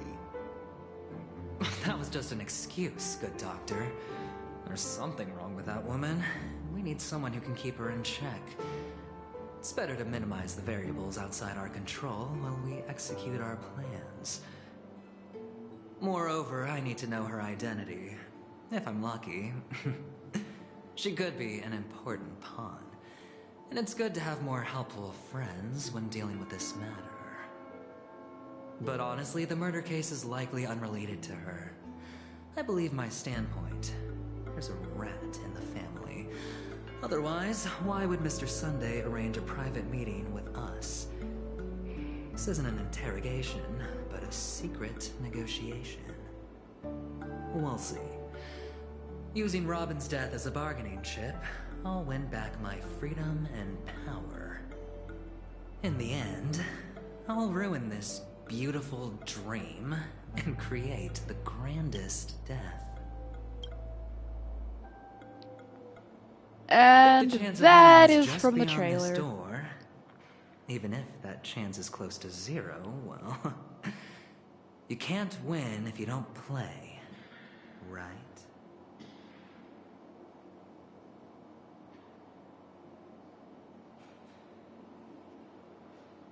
Ah, the charming audacity. To think that you, of all people, might emerge victorious, dear gambler. 3 chips are enough. All or nothing.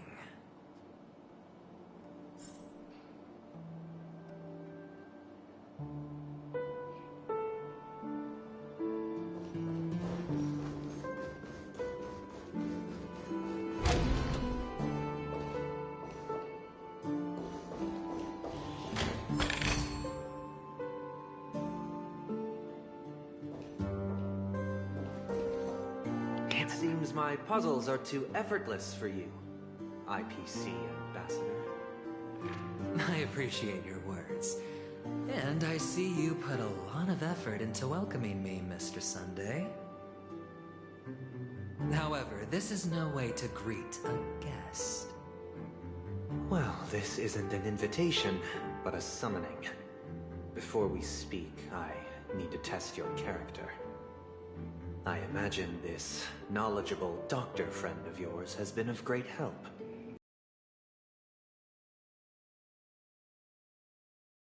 Than I do. He's already faithfully fulfilled his duties, hasn't he? Yes, the doctor has assured me of your noble character. He considers you, like himself, a virtuous person who can be trusted by the family. I have come to know you very well as a person, Mr. Aventurine. You're diligent, generous, and willing to cooperate.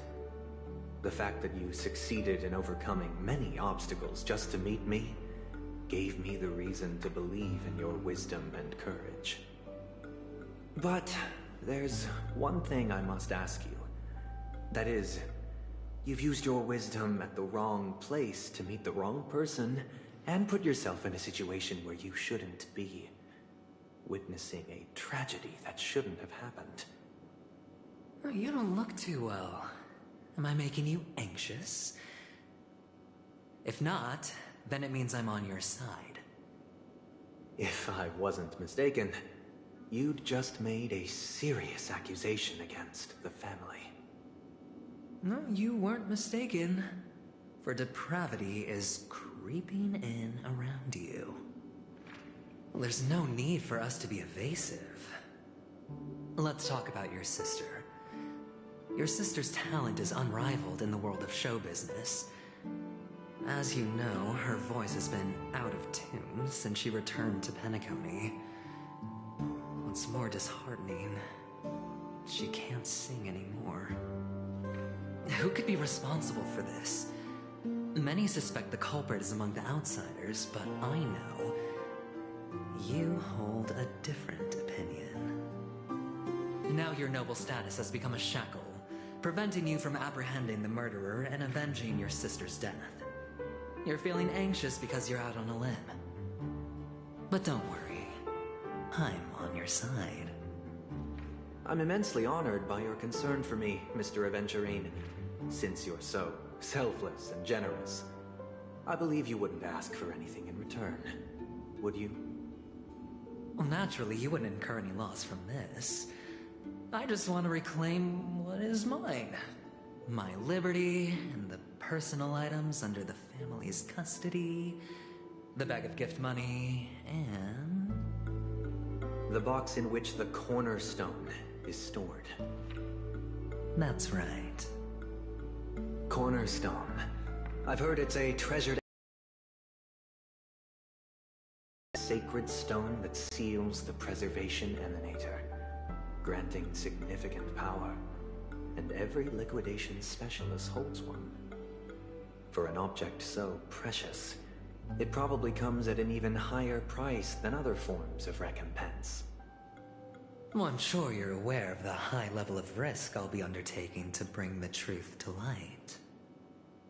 Mr. Aventurine, when you're out and about, do you always make adjustments to your appearance? Your tie should be on the center line. Your shirt must not protrude from your vest. Your trouser creases should be perfectly straight, and always aligned with the tips of your shoes. Of course. But I don't, because it's not appropriate to do so in public. You should make sure everything is presentable and in order before leaving the house. I'm not the kind that takes risks. The cornerstone must be in the custody of the family. No room for negotiation? Please, don't let me turn you down twice. Sure. The gift money is good enough. I suppose you wouldn't mind that. After all, a merchant can't function without a bargaining chip. You compromised quicker than I thought. Unfortunately, it's a gambler that needs a bargaining chip, not a merchant. I can give you your gift money, but before that, I want you to tell me.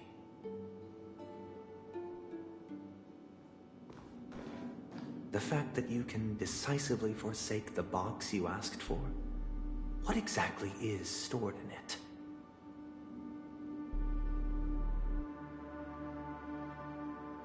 Oh, triple-faced soul, please sear his tongue and palms with a hot iron, so that he will not be able to fabricate lies and make false vows. What have you done? Under the light of the harmony, all wickedness is revealed. I implore them to shed their light, and I'll ask you questions on their behalf.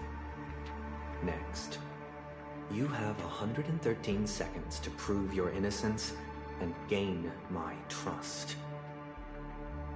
And if I refuse to answer? You can try, and we'll see if the harmony rejects you. Question. Do you own a cornerstone? Yes. What a simple answer. You, too, understand that idle chatter leads only to poverty. Did you hand over the cornerstone to the family when you entered Penacony? Yes. Does the cornerstone you handed over to the family belong to you? Yes. Is your cornerstone in this room right now? Yes. Is your memory free from any kind of tampering or deletion, encompassing but not restricted to the techniques of the Garden of Recollection? Yes.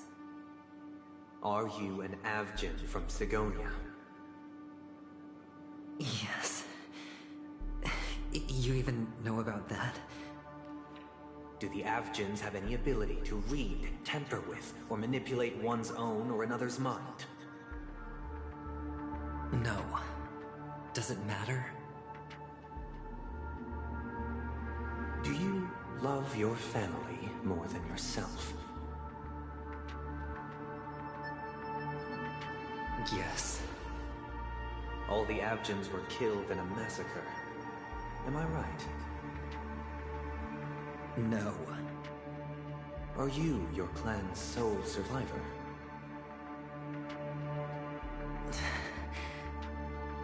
Perhaps.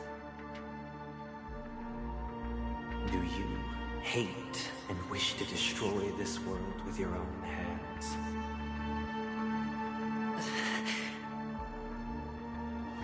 I don't know. Interesting. Now, the final question. you swear that at this very moment, the Aventurine stone is safe and sound in this box?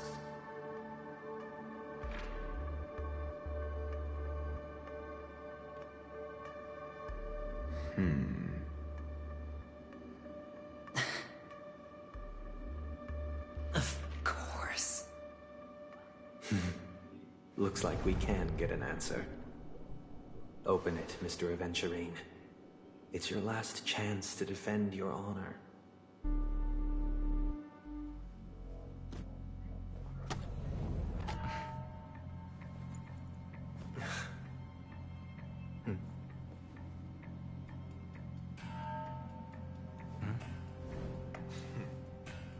Please.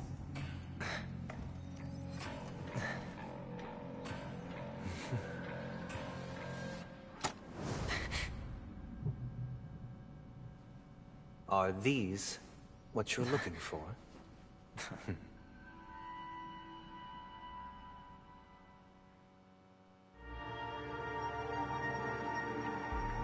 Ooh.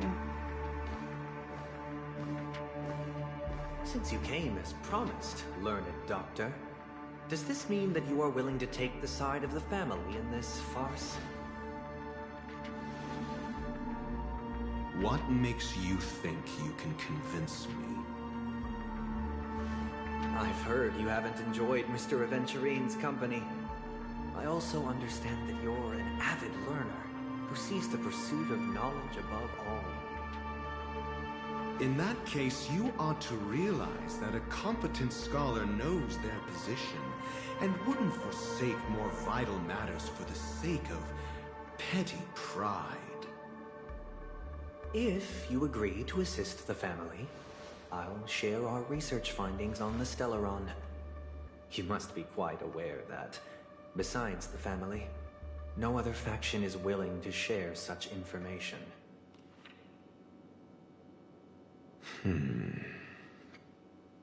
Cut to the chase. What do you need from me? I need Mr. Aventurine's comprehensive plan. Haven't you confiscated his cornerstone? You can't expect a featherless bird to take flight. But I've also heard the 10 elites in the Strategic Investment Department have united, progressing together in the interests of the IPC. You'll have to speak more clearly than that. The cornerstone, which Mr. Aventurine surrendered. Was it really his? You question whether he would entrust you with someone else's cornerstone. The 10 Stonehearts aren't as united as you think. Cornerstones are significantly more precious to them than their very own lives. But you know that he's a crazed gambler. The more vocal he is about it, the more cautious I must be. I never imagined someone would share his way of thinking. Honestly, you should see a shrink. Bring it. The box containing the cornerstone is unique, and only IPC senior staff and related members can access it. But I happen to be among them.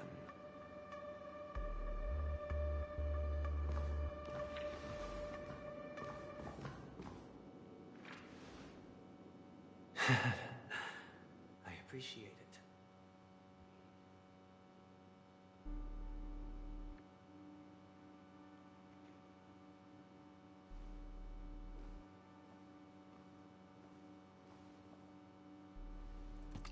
Who? Unfortunately, your guess. Sunday is likely playable because his sister will be. Nice of you to join in after almost 2 hours. Its color and glow are similar to that of Klepoth's body. This is the very ruse he intends to use to fool you. He won't reveal to you that the 10 Stonehearts chisel their own will into the cornerstones, granting them an unparalleled radiance. And this golden statue is also known as Topaz, not Adventurine. And it belongs to Topaz. So, do you wish to confront him? Wait, why is Topaz's stone meaning preservation? When it should be Adventurine's. Oh boy. He never intended to hide it. In fact, that cornerstone has been in your hands from the very beginning.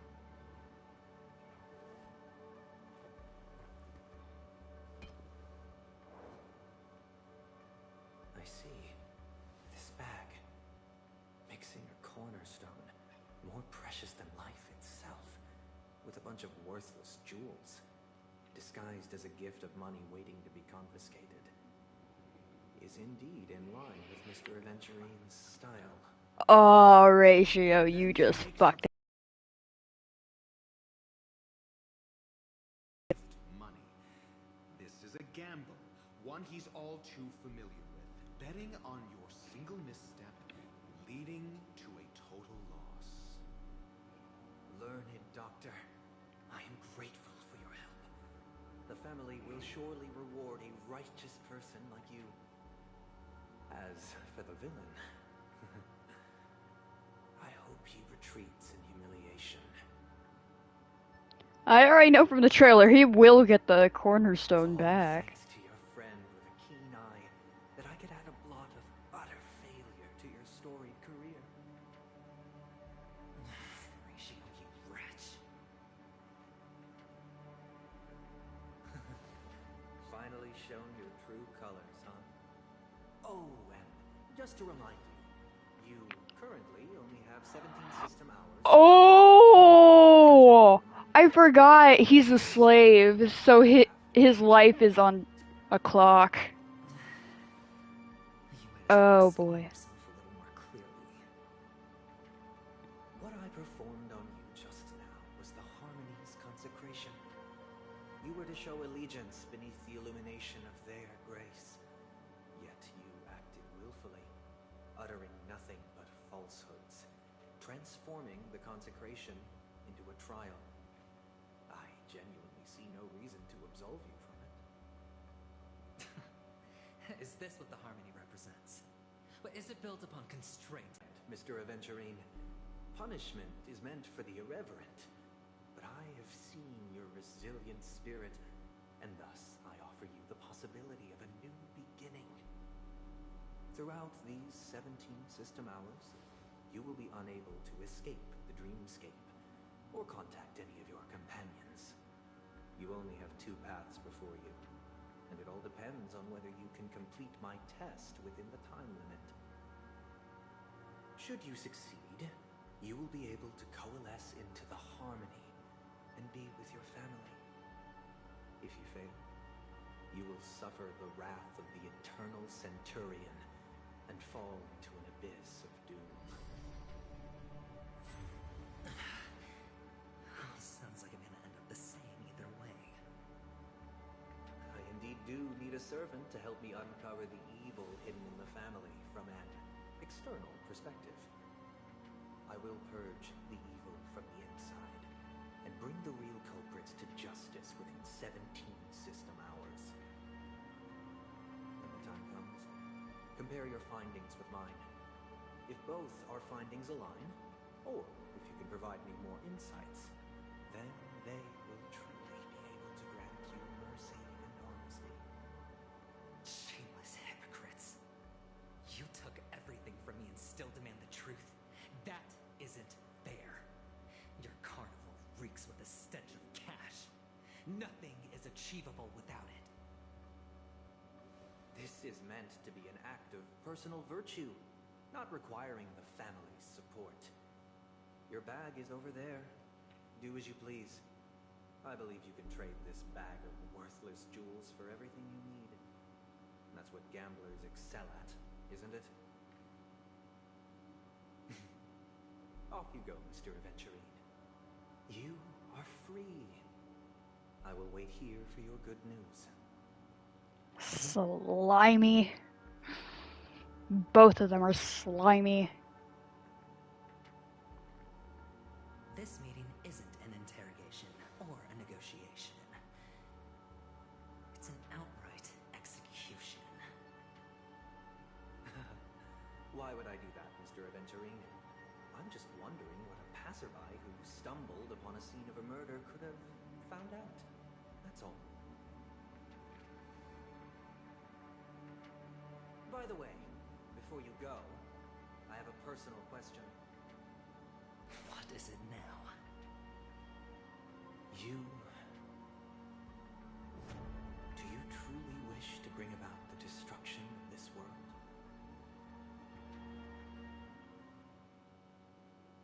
Kakavasha! Where did you go? Oh, are you injured? I got it back, sister. You went to look for them? That's too dangerous. It's just a necklace. It's neither food nor water. We can survive without it. I can't live without you, little brother. Promise me not to look for those catechins again, okay?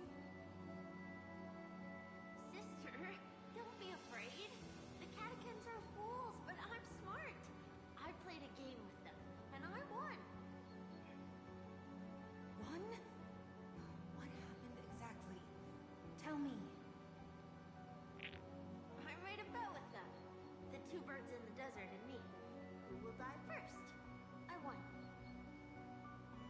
They suspected me of cheating, but I didn't. I won fair and square. Of course you'd win. You've always been a lucky child. Gaiathra Triclops must be watching over you. That's no reason to push your luck by going up against those bloodthirsty, cruel catechins. Have you forgotten how Mom and Dad...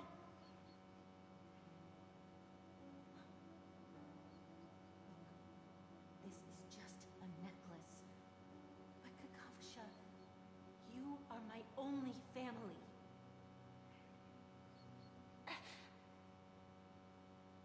I'm sorry, sister. I thought you'd be happy. Because Mom left you this necklace. There'll be no next time. It is important, but not as important as you, my dearest brother. I don't blame you, but you must remember what Mom said. Pain and poverty are the trials of Gaiathra Triclops. She has also granted us a chance, and that's your good luck, Kakavasha. Your good luck is the most precious wealth we, all Avgin, have. You're a child blessed by Gaiathra Triclops and can lead the clan to happiness.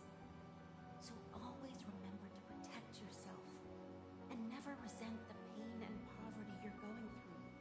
All right?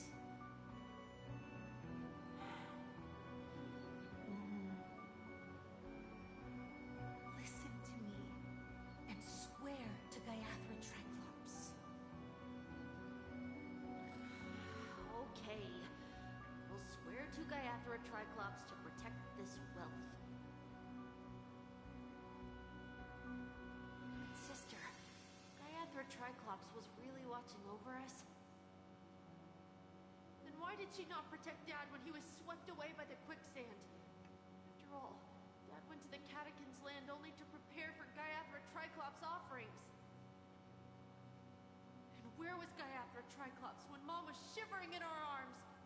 Mom was still pleading for Gaiathra Triclops' forgiveness under her breath, till the moment she closed her eyes. Sister, everyone praises me for being smart, but I don't get it. If every rainpour was Gaiathra Triclops' forgiveness and grace, then how bad were our sins? So much so that we were born in this world of death?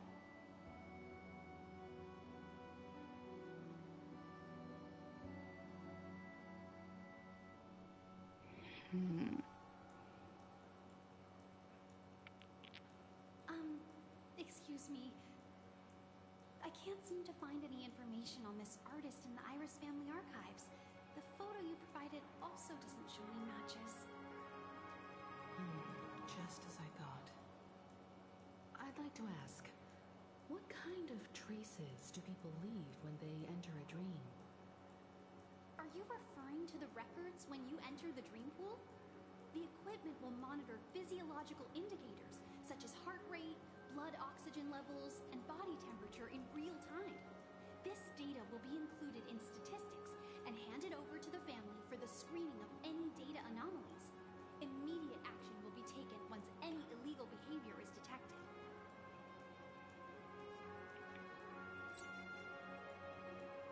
I apologize. The hotel does not have access. This information is managed by the Bloodhound family. We can only gain access if there's a problem.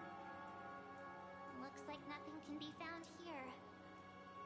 At least we know who to look for next.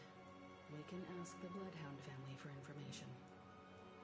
Thank you for your assistance, Miss Allie. By the way, is Miss Robin doing fine? We are looking forward to her performance. Fine? What does that mean? Is there something wrong with Miss Robin? The preparations for the Charmony Festival have been proceeding smoothly, so I guess things are pretty good. I believe she will be able to put on a spectacular show for all of you. I'm sure. They don't know. The family is really covering it up. About Miss Robin. I'm not surprised. But that Miss Firefly is truly mysterious. There's no information on her in the hotel system. Even if she's a stowaway, she should have a disguised identity after entering the planet.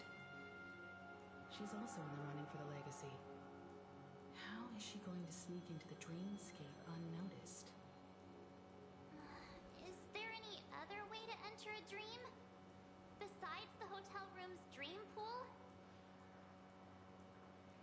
The Memo Keepers have abilities that are difficult for normal people to comprehend. Her girl from the Stellaron Hunters used extraordinary means to unlock the Dreamscape Hotel's seal. According to the scene witnessed by her, it is likely that they are behind Miss Firefly's case. The Garden of Recollection and the Stellaron Hunters. Both are possible, but what about the IPC? Since they want Penacony all for themselves, they're bound to have a plan. Who are you guys? The Bravo team has arrived at their designated position, ready to execute armed evacuation operation. Boss, get moving! Huh. Armed evacuation? Boss, are you drunk? What do you know? It's more efficient this way. Just don't let the director find out. Act first, report later. Not these guys again. I spent all my year-end bonus on the snowball. I don't want my name on the department's major disciplinary notice. Hey, check it out. That voice. Could it be the IPC workers from Bellabog? To all guests, the IPC will be conducting special operations within the hotel. Please follow the staff in charge of Yeah. safe zones, or compulsory measures will be enforced. I'll request a beating for you lot. You've been told not to drink during work. Well, hello, Topaz. Take him back to the hotel room. I'll organize a meeting later to properly go over how this incident report should be written. Miss Topaz? I never thought I'd run into you on Penacony. Long time no see, Astral Express crew. Aventurine has told me a lot about your happenings. Hmm?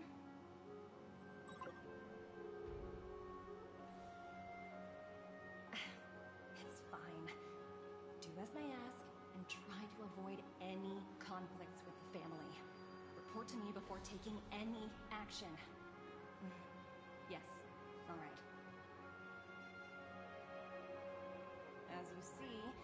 The IPC isn't very popular here in Penacony. Cordiality from the family is a mere facade. The former frontier prison has turned around and cuffed its shackles on the IPC staff now.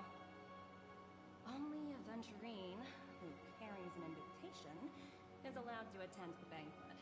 An entourage like us, we can only sit around in the reality hotel, unauthorized to even enter dreams.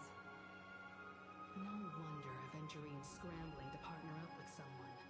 The IPC can't back him up in the dreamscape. His situation isn't optimistic, I hear. You're all helping to investigate some dirt on the family, are you not? Let me know if you need anything outside the dreamscape. The IPC always treats its partners well. Thank you, Miss Topaz. We're on our way to the Hounds to verify some intel. Perhaps you've had dealings with them? Yep. They're tailing us right now. Why not go and talk to them? It'll take the spotlight off me. Being constantly stared at is really uncomfortable.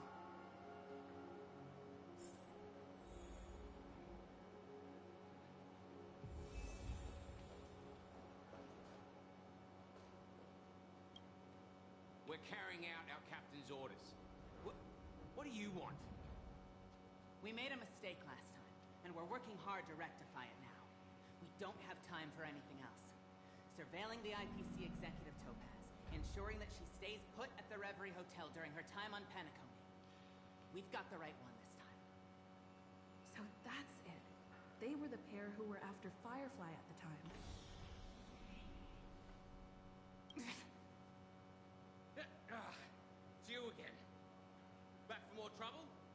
We're not afraid of you this time. Well, spit it out. Stop bothering us if you've nothing important. So you know each other. Why do you keep running into people? Possible that they share voice actors.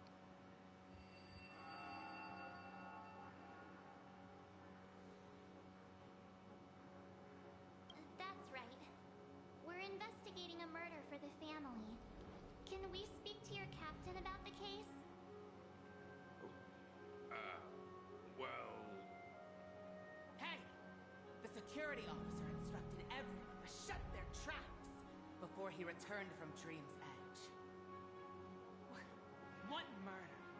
You'd better stop spouting nonsense. Yeah, that's right. We have nothing to report. Please leave. Looks like they're not going to cooperate. But they did at least tell us that the captain is at Dream's Edge. Why don't we just look for the security officer then? It's probably Gallagher, the one she mentioned, right?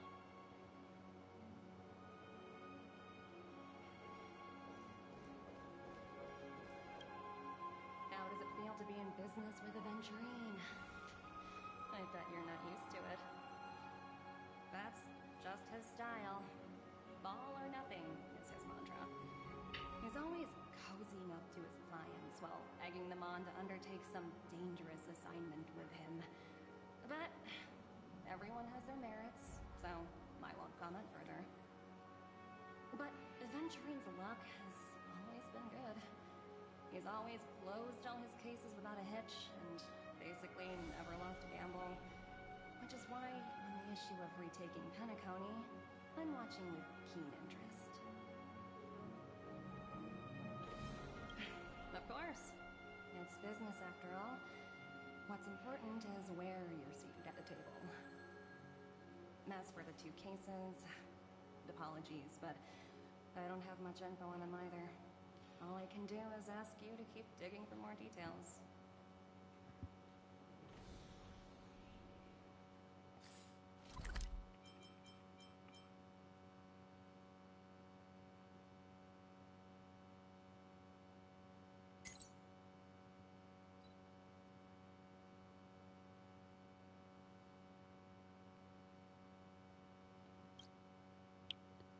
Still missing 2 treasures, a warp chowder, and 2 lordly trash cans. But that's all I'm missing for the new area so far. Well, the first of the 2 new areas. I haven't been to the other one yet.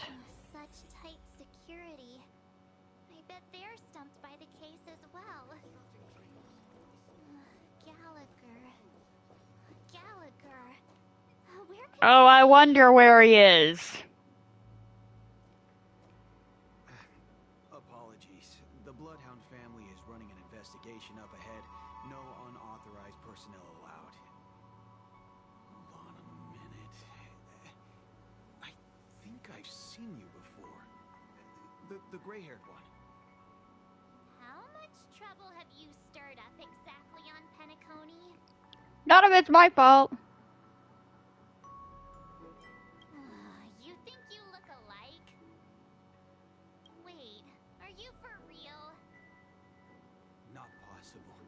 It was you the last time, yelling about some clockwork friendship while beating me up with that silver-haired girl.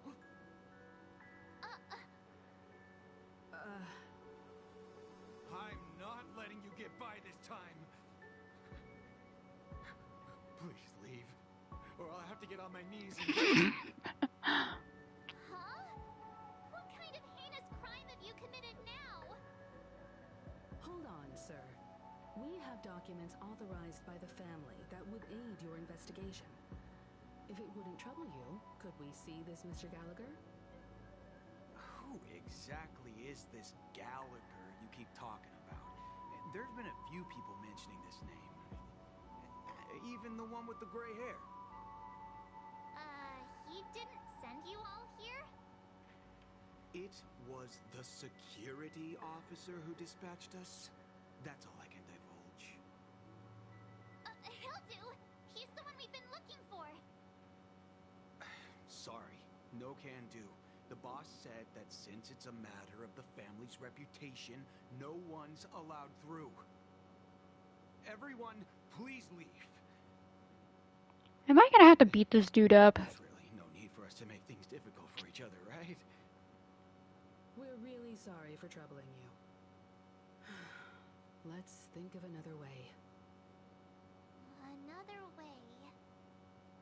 That's it. Oh, yes, I'm going to fucking mess with his mind. Clockwork? That got this guy to change his mind?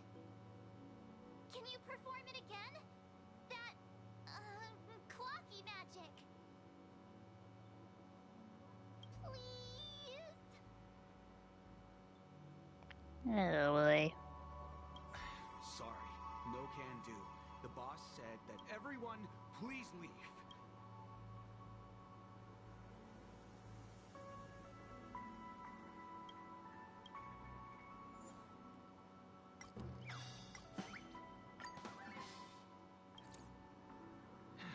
Let me see what time it is now. Whoa, it's this time already. What? Time to clock out. And no one's gonna stop me.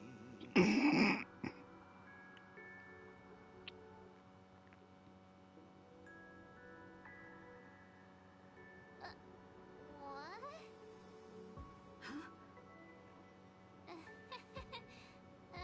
This clockwork trick of yours, it's kinda dangerous. You think? At least he won't be getting in our way again. Let's go find that Gallagher and ask him the intricacies of the case. I was wondering what all the commotion was. Huh. Oh, it's you guys. Welcome. Since you made it here, what can I do for you? Hello, Mr. Gallagher, sir. Judging from your tone, it sounds like you were expecting us. Miss Himiko, you're too polite. There's no need to call me sir. Mr. Gallagher, you even know my name. Of course I do. You folks are from the legendary Astral Express and honorable guests of the Watchmaker. I had an encounter with this lady in the Golden Hour. I remember that little silver-haired girl was there too. I'm sorry for what happened to that kid. This is also the reason why we've come to visit you, Mr. Gallagher. The Express can't just overlook the death of that child. So we've decided to help the family get to the bottom of it, in the hopes of getting justice for her. The Nameless involved with the family. What an unpredictable twist of fate. Why? What's It's nothing. On Penacony, everyone loves the family. No matter how much one resists the beautiful dream, when the time comes, they too will find it hard to let go. Who wants to leave a warm nest? Just idiots, little kids, and inebriated fools. Mr. Gallagher seems to be getting at something. But you got it wrong. I'm not. You want to discuss the case? Sure, come with me. This is not a good place to talk. Let's go elsewhere.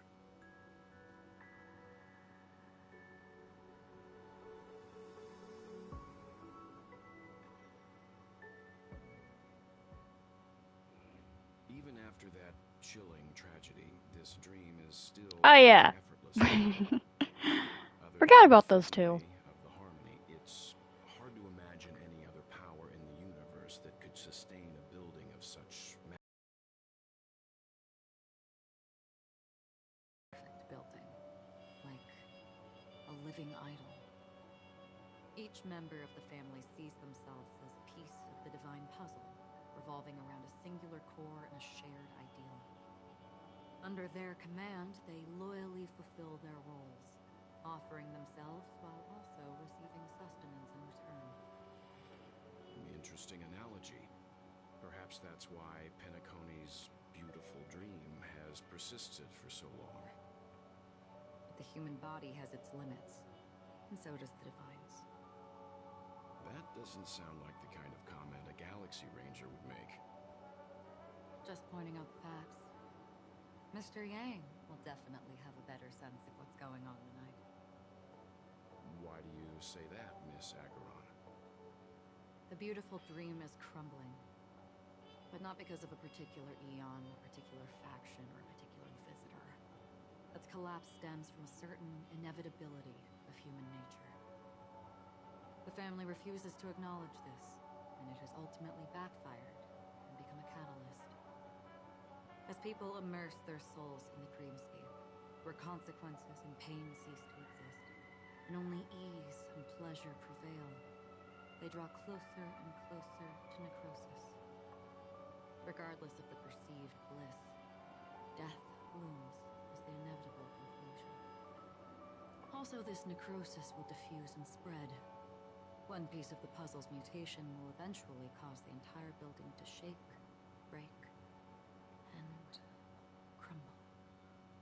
In the end, the dreams that people built in the name of freedom became the cage that imprisoned them. I'm sure you've gained a lot from this trip, Miss Acheron. Are you willing to share your findings with me? Of course. That's if I remember.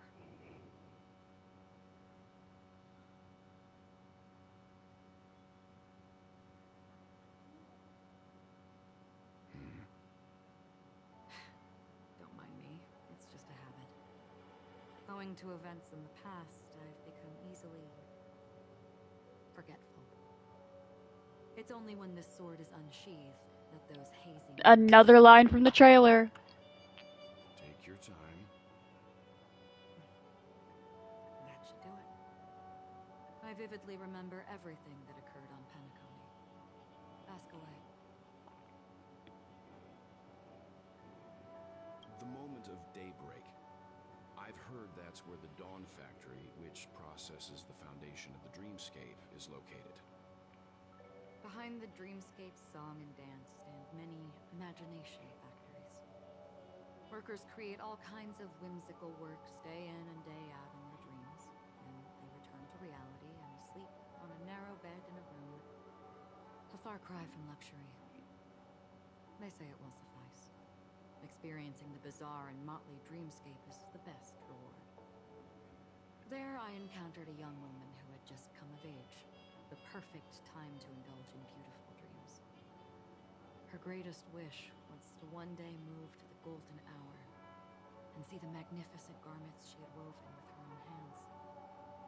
For certain reasons, her wish was difficult to fulfill.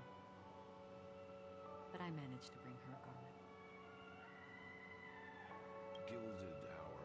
It's said to be Penacony's currency center.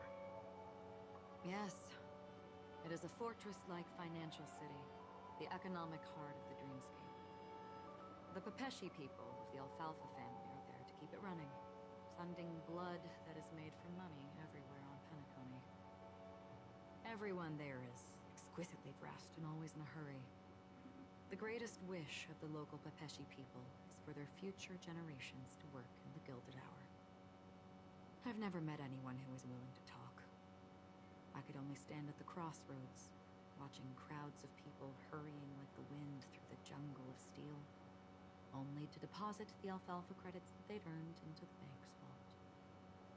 I don't know if they would open the vault door, but before I left, I witnessed a well-dressed Pepeshi person plummet from the sky, while those around him continued on their way, unfazed.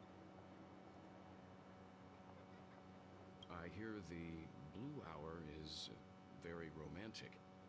Do you have any tales to share? Perhaps Mr. Yang has heard.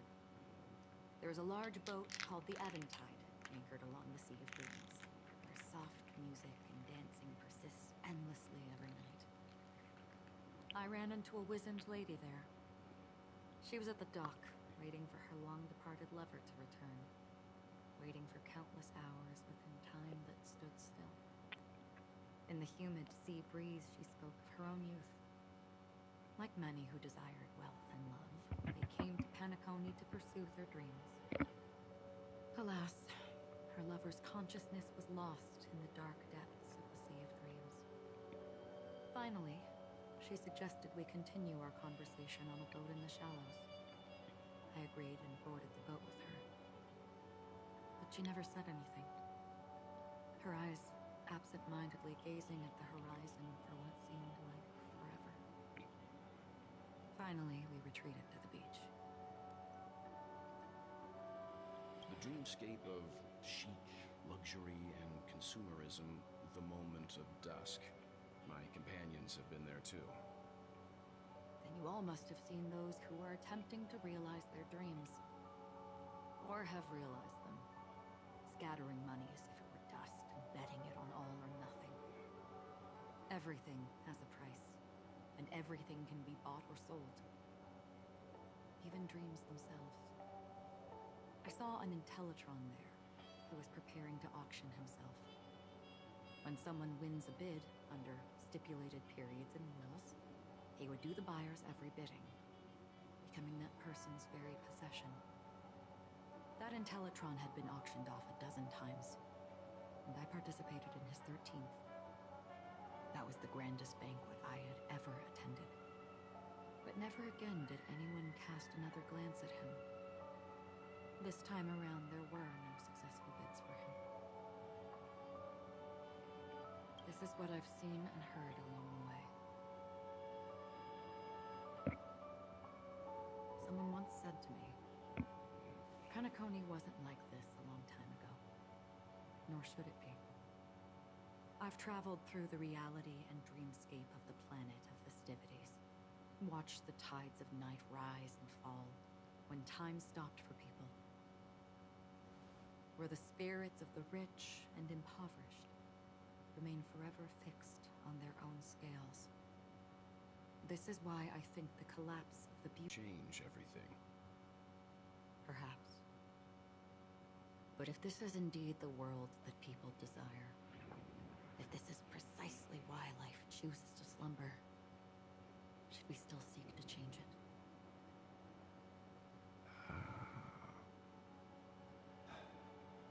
Miss Acheron, now it's my turn to share a story with you. There was a man from my homeland who, at a time when the world was grappling with deep, unhealable pain, made a choice. He wove together the dreams of everyone in the world, linking people's dreamscapes, and shouldered this burden himself. From this, he created a giant, a spiritual atom. And since that moment, the giant stood between heaven and earth, becoming the pillar of the world's existence. As a price, those who found it hard to move forward, who could not advance forever lost their future. They slumbered in a dream, devoid of disaster and pain, living out their days peacefully in the man's created utopia. And it is because of the wishes of those people who wished not to awaken that this spiritual atom became unbreakable. And yet, you stand here right now, which also means that man failed. Because people must always move towards the future. Even if human weaknesses make them pause when they truly cannot move forward, humanity will eventually seek a way to save itself. And that man, he was never a failure. Like everyone in that world, he etched the possibilities of human nature into his heart. He was the sun chaser of legend, soaring towards the sky and embracing his final victory with his fall.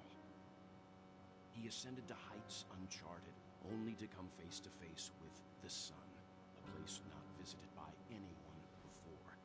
His wings would melt because of it, only for him to fall into the sea. And after that,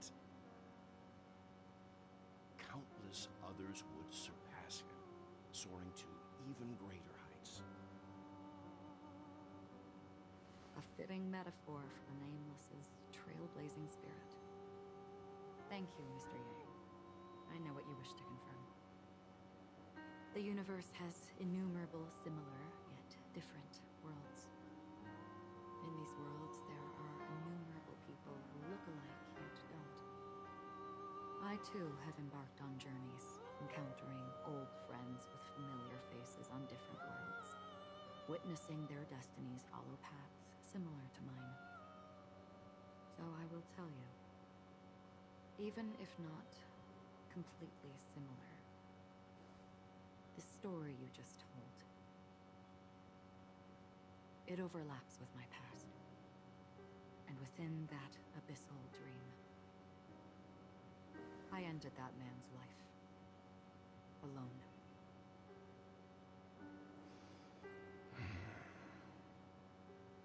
I am not who you think I am. Nor will my home be as fortunate as your world. I am sorry. It's fine. I don't mind, so long as I can alleviate your suspicions. There's something I still wish to know, Miss Acheron. Under that representation of the hunt, exactly what sort of power is it that has motivated your solitary journey thus far? Mr. Yang, before answering that question, I wish to continue the previous topic. I like your analogy very much. Indeed, birds are born to fly. But in a distant past, their ancestors could only gaze at the sky in envy. They saw that faraway ray of light from above the heavens, piercing through the clouds and blanketing the earth. And so, time and time again, generation after generation, the birds spread their wings and took to the sky, attempting to touch its ceiling, all because the sun was there. Then, what if the last bird finally soars into the sky, only to realize that the end of the light is not the sun, but darkness? Then why, exactly, do we even walk towards the light? Oh, no way they're leaving it at that for now. And we're back to Black Swan. Also forgot about you. It's been a while. Long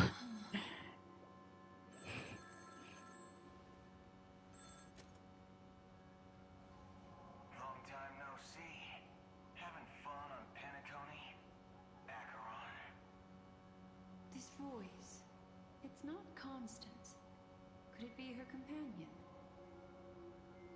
Though I don't know exactly what you are, or what you're up to, my bullets will find you. That's Boot Hill. That's Boot Hill. That's a West accent, and that is exactly how Boot Hill sounds. And he's the only one that straight up says bullets. I've seen it. I've seen his animations already. Who are you? Huh? Did I make a mistake? Who the heck are you? I'm the Garden of Recollection's memo keeper. Not bad. This is the kind of tough challenge I like. You that imposter's bodyguard? Never mind. It's fine.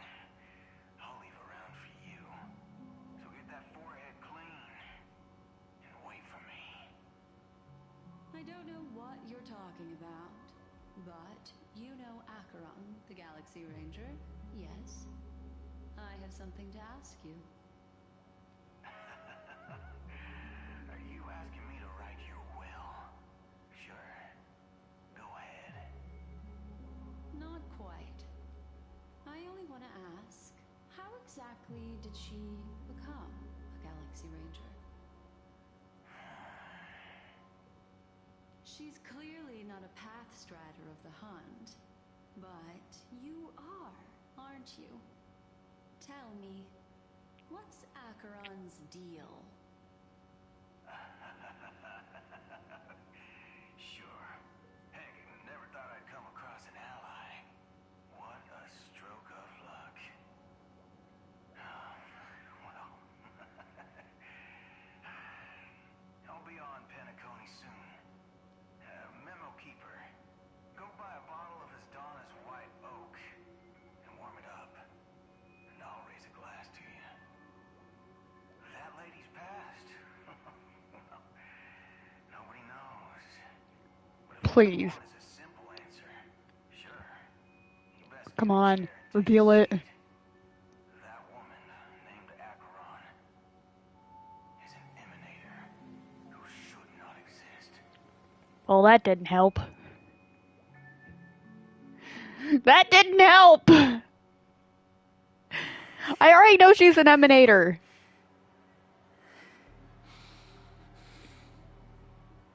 You look pale. Or is that also part of your act? I didn't think you'd have the nerve to show yourself. I thought this was exactly what you wanted. After all, I faithfully fulfilled my duties as you instructed. Just tell me if you can't hold on any longer. So, the genius of the Council of Mundanites wants to be my Undertaker now. My, what an honor. Yes, and I'm pretty sure the people at the Strategic Investment Department would love to be notified of your death in due time. But let's not forget, you won't be seeing them, because I'm the manager of this task. Great. Then tell your people that Aventurine is ready to go in 17 system hours. Oh, you've got a lot of nerve. How exactly do you plan on completing your task while your hands are tied by the Harmony? My conversation with Sunday convinced me that there's a traitor in the family. They hold the secrets of Penacony. So, I took the opportunity... Wait, was that bird his? I even managed to recover the gift money. Things haven't gone this smoothly since I walked through the doors of the Reverie. Now I'm only one step away from victory. Let's just wait and see. Sounds like a very elaborate way of saying that you failed. That's all I can say. Have you forgotten, Doctor? You betrayed me. Go. Do what you must. I look forward to the sight of the IPC fleet surrounding Penacony. You've achieved what you desired, haven't you? That's true, but what's your plan? Did you conceal an orbital support beacon in that gift money bag? Well, who knows? Maybe that's why I'm handing out cash even when I'm about to bite dust. You are indeed a gambler. An insane one at that. Stop making me want to pull for you. I'm not. Like, he's so good in combat. Here, take this. But I am not gonna pull him unless I could get him in like a 10 pull. You'll thank me. What's this? Medical advice?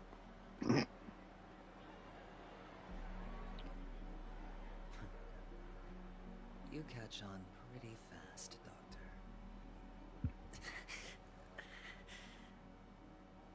Asking me to solve the case without giving a single clue. How typical of you, wing-headed scoundrel. How much you want to bet Emily's going to be literally on her knees, screaming? It's just as I guessed it would be. As for now, Same with Molly.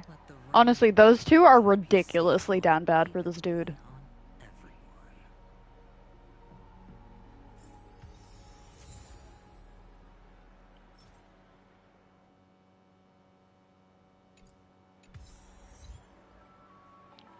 Ooh. Wait, that's only the first. Oh no.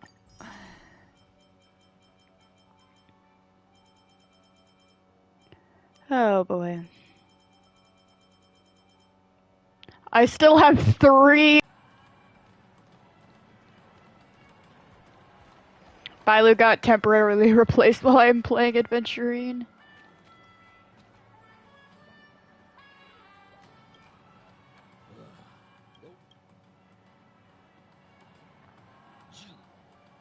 Wait, I get it now. This is some sort of prank show, right? You must have some cameras set up around here to film yourself doing good deeds, right? You youngsters are always looking for a quick way to get an audience. But you know what? A truly great show never comes easy. Great show will start soon, old man. But before that, I need to ask you something. Do you know where I can find death in this dream? Ah, I see. Another fearless youngster looking for death. Oh, well, let me give you a piece of advice. Don't think you're the first one who's ever thought of that idea. Death? Not even remotely innovative. I bought it from Dr. Edward. He claimed it was some exclusive fancy schmancy stuff. Oh, what a disappointment. The effects were awful. First, some monster covered in eyes stabs you in the gut, and then all you see are blurry glimpses of buildings and lights. The sky was spinning so fast it almost made me puke. Is that all? Yeah, what else can you expect? Don't put too much stock in the Penacony movie industry. They even call this junk groundbreaking art. Can you believe it? What a joke. Well, I'll leave you be then. I hope you have a wonderful day. A monster covered in eyes. That sounds like the memory zone meme. But buildings and lights... I don't think those have anything to do with death. That whole dream bubble was probably created using rumors and gossip. I can feel something inside my head. Is the harmony starting to kick in? Would you be willing to support my performance? And keep the Song of Beauty alive in the cosmos? Wow, how fabulous! But why would you give such a wonderful gift to a random stranger like me? Well, you see, I can't bear to see anyone in this sweet dream suffering from poverty. That's incredibly kind of you. Thank you so much, sir. If you ever get the Oh, chance, Lord. please, feel free to come by and indulge in my singing. Sure thing. Oh, by the way, do you happen to know anything interesting about death? Death? That's a pretty scary topic, and it doesn't really match the mood of this sweet dream. Well, you see, I'm a tabloid reporter collecting ghost stories in Penacony. As you know, the more chilling the stories, the more attention they get. Maybe you could help me out. Well, if you're up for some gossip, it's not about death, but there have been some rumors about a guest at the reality hotel who fell into a deep sleep and didn't wake up. It was like they were in some sort of coma. Nobody knows what caused it, but luckily the customer eventually regained consciousness. Well, all customers are under the protection of the family after all. Thank you. This will make for a very juicy headline. May Shibe protect us. Unexplained coma. That's actually what happens to your body if your brain dies in a dream. But unfortunately, the customer ended up waking up again. Unfortunately, they ended up waking up. The disturbing voice in my head. It's getting closer. Yeah, it's also giving me a fucking migraine to look at this. Sip of liquor, a blissful reprieve, to drown 1,000 sorrows, let worries leave. I know I have what it takes to become a poet. Oh? You're giving these gems to me? Didn't expect to meet such a generous soul in this place. Or are you just pitying me? Well, it really doesn't matter. As long as I have Soul Glad, that's enough. This is just a dream after all. You really shouldn't drink so much Soul Glad, my friend. It's not good for your health. Oh? Maybe I really should quit. But not before meeting the Devil of Soul Glad. The Devil of Soul Glad? Care to elaborate? Yeah. It's a seahorse. He's more than drunk. I mean, there's not even any alcohol in Soul Glad. Loves to appear to drunk people, especially the ones who are passed out on the side of the road. How funny. Yeah. Very funny indeed. Thank you. Does everyone have to go through so much torment before joining the family? Darn it. Now I just want to dig out my brain and use it as evidence. Take care, my friend. If you ever find yourself in danger, remember that the hounds are always ready to help.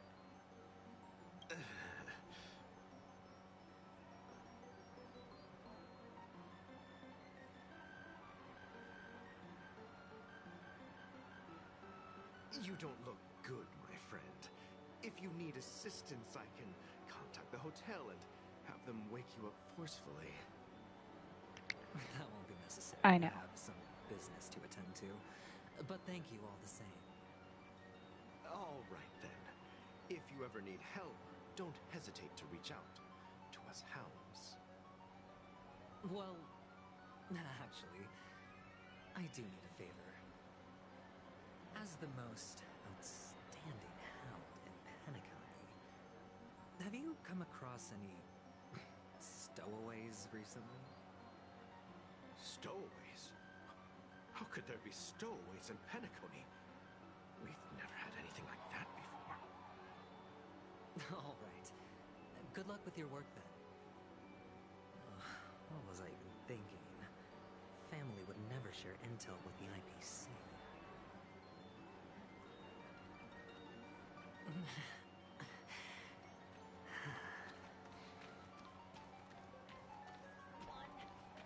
How many? Okay? Huh. Wealthy people have fancy ways to enjoy this dream. But to be honest, I've never seen anyone who gives out money to others like you. So, are you trying to be the prince from the tale, handing out his gold leaf garment and melting his lead heart in the fire? I'm flattered. I'm no prince, and I just thought these gems would help you speak. So, as an investigative reporter, maybe you've heard something about death? Ah, another curious soul. I see. Well, that was actually the topic I was most into when I entered the industry. But my boss shut it down.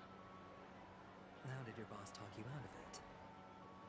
Well, she simply said, covering baseless urban legends like that would make us look like some third-rate tabloid. I thought about it, and she had a point. Reporting on stuff like blowing out birthday candles and getting spooked by nightmare ghosts isn't exactly professional material. Guess she's got a point. Thank you for sharing.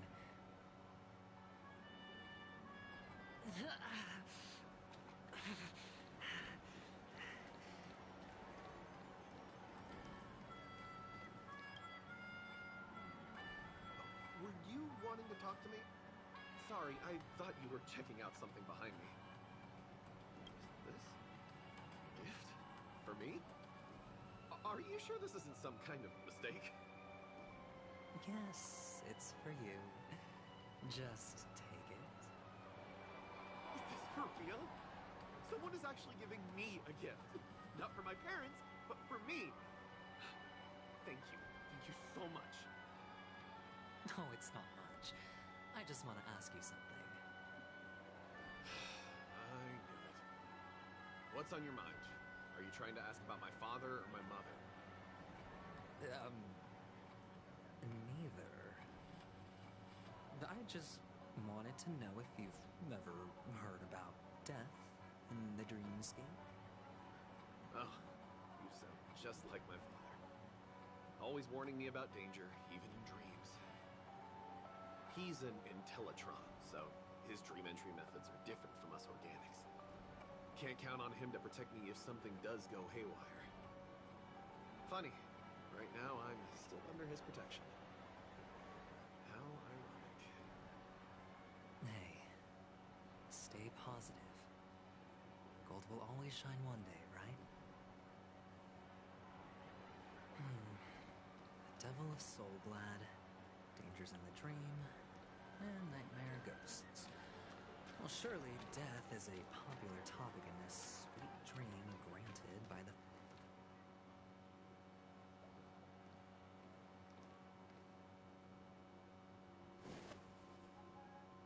Remember what I said. You Sigonians are better off hiding in the sewers. Look at you, snooping around and sticking your nose everywhere. Is the smell of death so enticing, my fine fellow? Bitch. It's you, masked fool. I should have guessed it. You're the imposter who appeared on TV after Robin's death, right? I heard you got caught by the family. I gave you a clear clue. Befriend a mute. Simple and straightforward, you know? And what did you do? You messed it up and ended up as their prisoner. I told you to make friends with a mute, not become one yourself. You really let me down. What do you mean? You know better than I do. Who watched the little songbird that couldn't sing perish right before their eyes? You did, Blondie. No, I mean... what did you mean by becoming one myself? Well, it means you'll soon end up like her, unable to speak ever again. Wait a minute. But it's a good thing if you ask me, because... Because I'm getting closer to the truth, right? Oh? Why else do you think I'm handing out cheap trinkets all over the streets, fool? All part of the act. Fool's bait. The more pathetic I seem, the more likely you'll come sniffing around. So, now that I've drawn you out, you reward me with an answer for my efforts. Why should I help you? Don't you want to see Penacony descend into chaos? Well, I can make that happen. I just need an answer to one question. Back then, when you asked me to find a mute,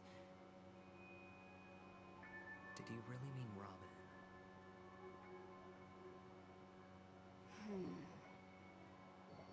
And what if I say no? Then I'll thank you. Oh, the word no has never sounded so pleasing. Well done. I admit I underestimated you, but what difference would it make? Let me tell you something.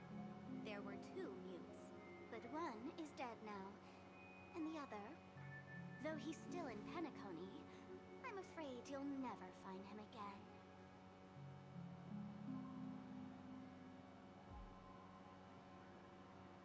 Now I'm completely sure that I was on the right track from the beginning and never strayed, fool. Right now, there are only 2 things missing from my grasp. The meaning behind the truth, and the means to expose it. How impressive. That's quite a fancy way of saying I haven't learned anything so far. Not exactly. I've gathered enough clues to prove its existence. And that's enough for me. As for the answers to my questions, I'll find them within 16 system hours. Oh, really? Only 16 system hours? Well, let me lend you a hand. Here you go. This is my precious, mutually assured destruction button, and I have one just like it. When either of us presses it, the other and the whole of Penacony will go up in smoke. If you're really so desperate for the IPC to take over Penacony, blowing up the chessboard isn't a bad idea. Start from scratch. That's where the IPC excels, right?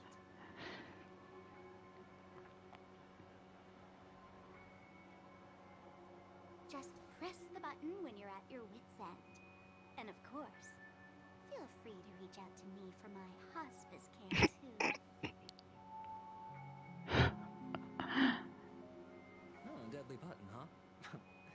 Well, I guess the family didn't take your threat seriously at all. Otherwise, how on earth did you manage to bring it in here? I have my own ways. That's all you need to know. Well, I'm afraid I'll have to decline your offer. Who knows if your little gadget will actually work.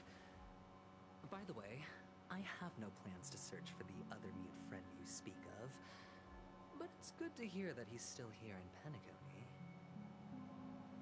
I'll handle the rest myself.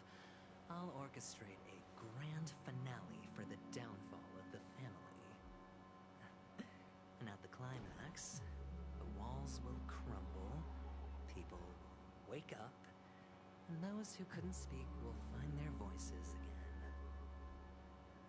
When that time comes, go ahead, press the button, light up the sky with a magnificent fireworks display for me. Catch you later, fool.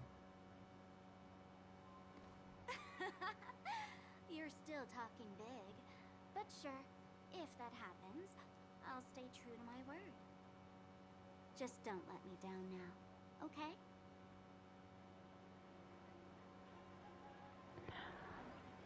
I hate how innocent she fucking looks. Ooh. So, number 35. You're back. Like your new lucky charm. Can a commodity code really be considered a lucky charm? Silence! I didn't give you permission to speak, you Sidonian hound.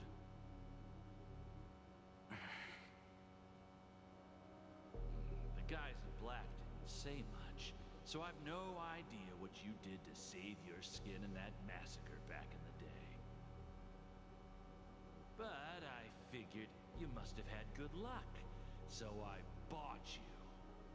Now on, you and your good luck are my assets.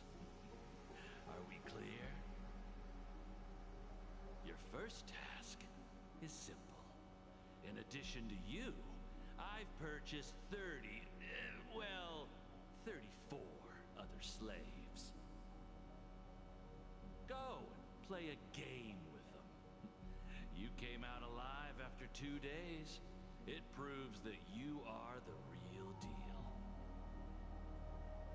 You're insane. Testing out if you're a good product. Aren't you worried that the money you spent on me will go to waste? I've got stacks on stacks, Blondie. The slave market is never short of self-righteous brats like you. But you look good. And that's why many customers are betting their fortunes on a scrawny brat like you. So go along now and don't let your master down.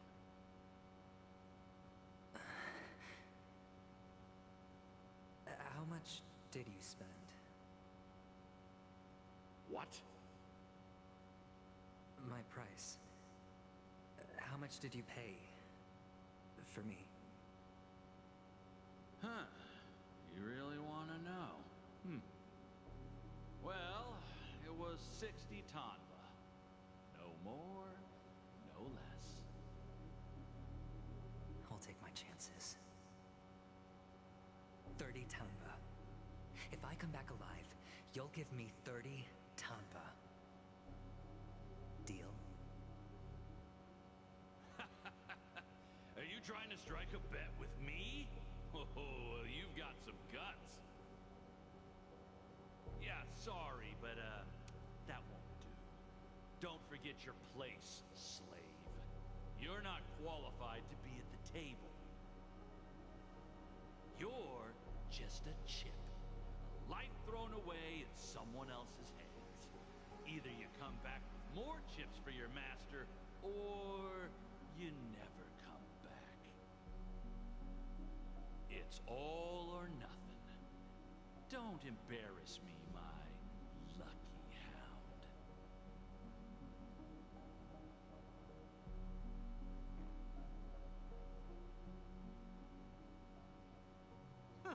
What brings you here, Gallagher? Some friends from the old days. Do you have a moment to spare, Siobhan? Oh, I have the whole day to spare. Ladies and gentlemen, welcome to Dream Jolt Hostelry. This bar offers a wide variety of drinks, but we draw the line at soul-led. Why settle for ordinary when you can experience extraordinary? We're dedicated to serving up nothing but pure joy and laughter. What would you like to drink? I'll whip it up for you. Oh, look! A lady as cool as Serval. Who's Serval? Will you, introduce me to her? Huh? Fucking lesbian. She's heard us. Just No, when people saw the trailer, they're just like, she's definitely a lesbian, and I'm just like, not surprised. an age, and I need some practice before I forget the skills that used to put food on my table. Where did you stash the ingredients? They're all under the counter. Since our guests have traveled from afar, shouldn't you whip up some special drinks? That's exactly what I had in mind. Hey, my friends, do me a favor. Go around the bar and bring me any ingredients you fancy. The discussion might take quite some time, so I'll prepare some customized, non-alcoholic drinks for you. In the bar? But aren't all the ingredients right there on the counter? Why, we're in a dream, my lovely lady. You can help yourself to anything if you wish for it. Comfort, hunger, confusion, or even boredom. It's all within reach, right at your fingertips. Oh, did you hear that? She just called me. Just throwing ingredients together. A bartender needs to capture the bar's atmosphere, master technique, and spin a tale of mystery and anticipation. Only then can a perfect drink crafted with a customer's life story be created. In other words, what you get from your drink is down to luck, so don't overthink it. Indecisiveness has no place when it comes to enjoyment.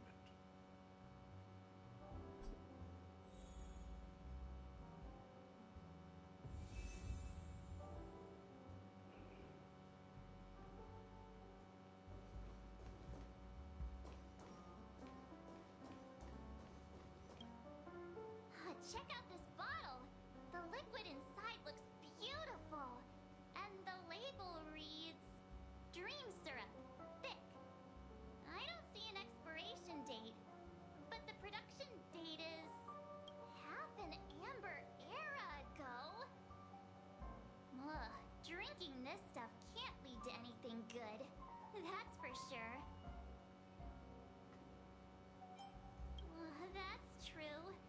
But this really doesn't seem fresh. Did you find the bottle of syrup I've been hoarding? Don't worry, it's all just a dream, and it won't upset your stomach. It's been aging for years and should have a refined taste by now. Feel free to have some. It's perfect for entertaining lovely guests like you. Then we'll keep it for now.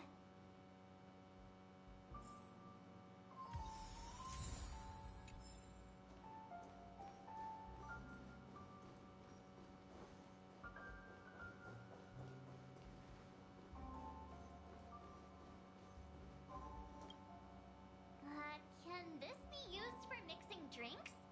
Oh, and there's a note underneath. Exchange with your precious things. Oh, what should we exchange for it? And who should we give our stuff to?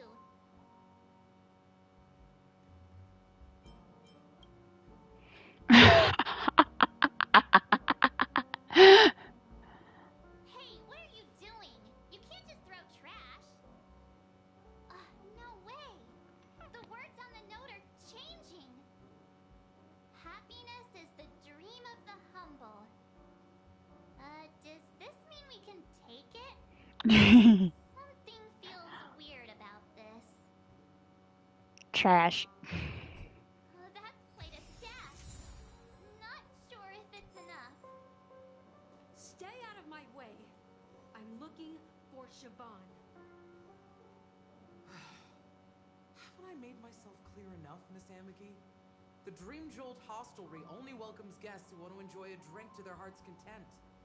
I'm sorry, but I'm not interested in your proposal. But you have the talent. You'll attract a huge audience.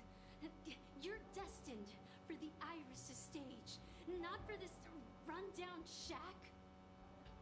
Come with me. We'll become the talk of Oh boy. shining light into every corner of the dreamscape. Please, Siobhan, I really need you. As you see, I'm entertaining my guests. Don't make me repeat myself. Fine. If you don't come along, I'll just sit here and not go anywhere. I have seen so many people simp for Siobhan. A sparkling drink. Sweet. With extra ice. Just one moment. What's her deal? We can't discuss the case with other people hanging around the bar. do that clockwork trick of yours again? Time's running out. We need to hurry. Yeah, I'm counting on you.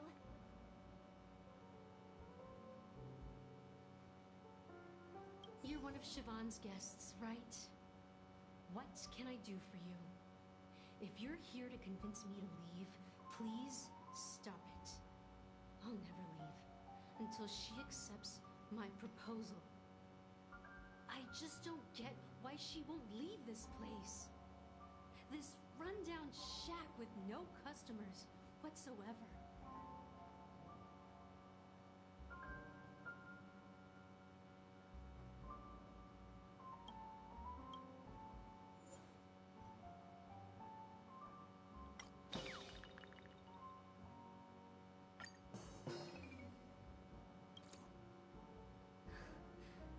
It's ridiculous, right?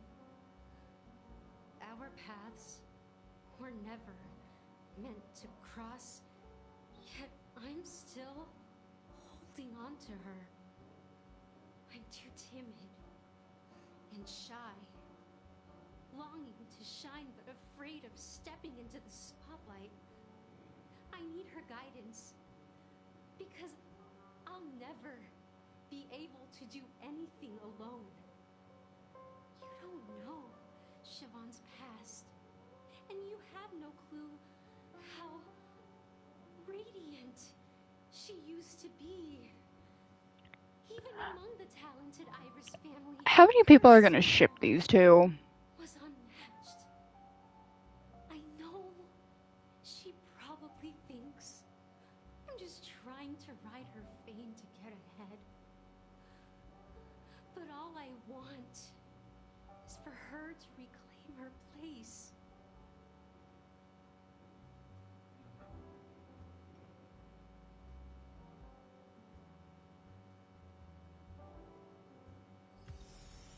She's still not leaving.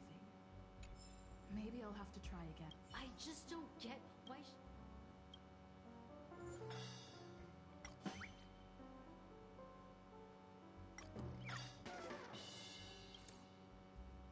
those darn Iris jerks!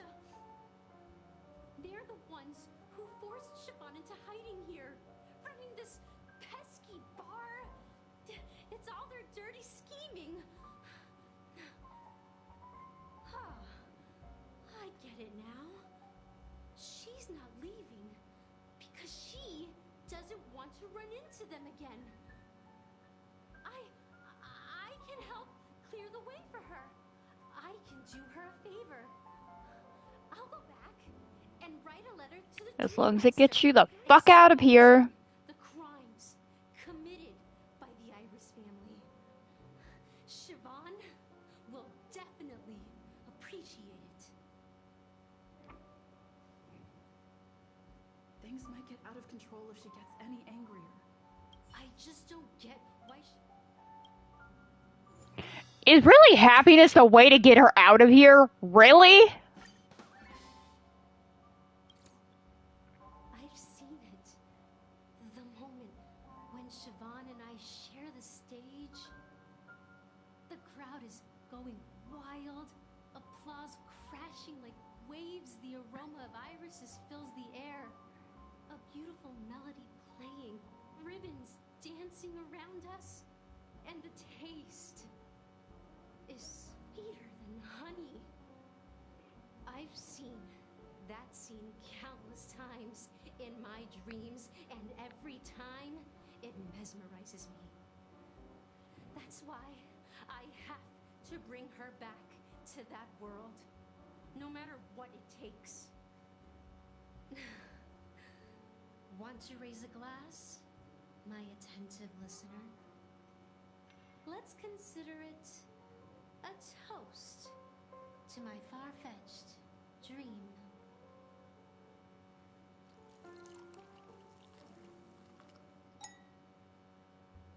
Well, talking to you has got me feeling a bit down. My thoughts are swirling, making my mind clear, and bringing tears to my eyes. Maybe I should find a place to reflect on what Siobhan truly means to me. Here's the payment for the drinks. Amaki has left? That's good for her. Radiant dreams may be enticing, but they're nothing more than dreams. Her drink is on the house. Please keep the money. When you're ready, go to Gallagher. I can tell he's itching to show off his skills.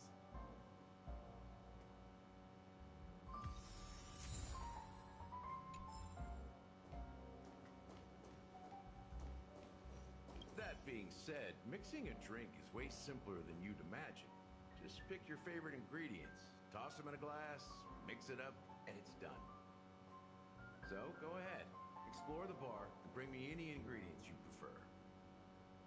Nice work. Let me take a look. You found some interesting ingredients there. Now, take your pick.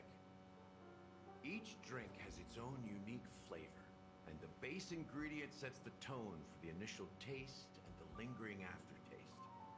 So, which one would you like to use as the base?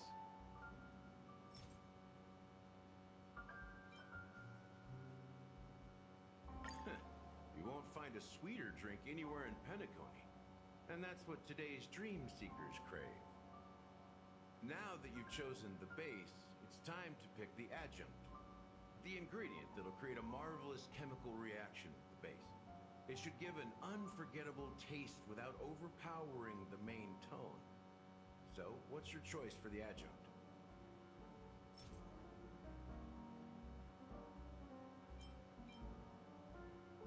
The taste is not very intense, yet evocative. After those despicables sent Mikhail away, I found myself lost in the wilderness of my dreams. They say that even the dirt here oozes with sweetness. All I tasted was stoic bitterness. Mikhail. Almost there. Let's pick a decoration. Which style do you prefer? Anything you need, I've got it. The IPC's favorite. Ambitious, aren't you? Well, it's done.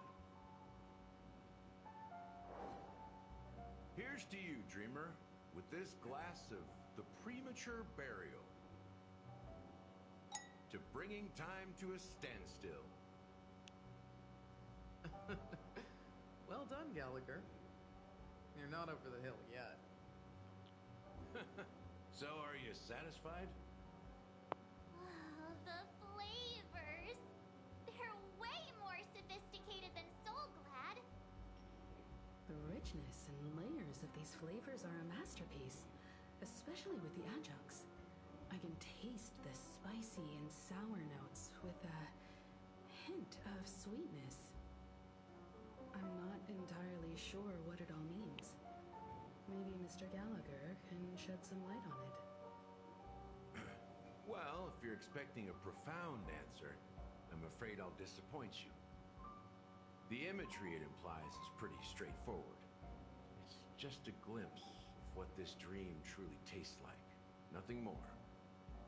Does this true taste have anything to do with that, Mikhail? Yeah, that name does sound familiar.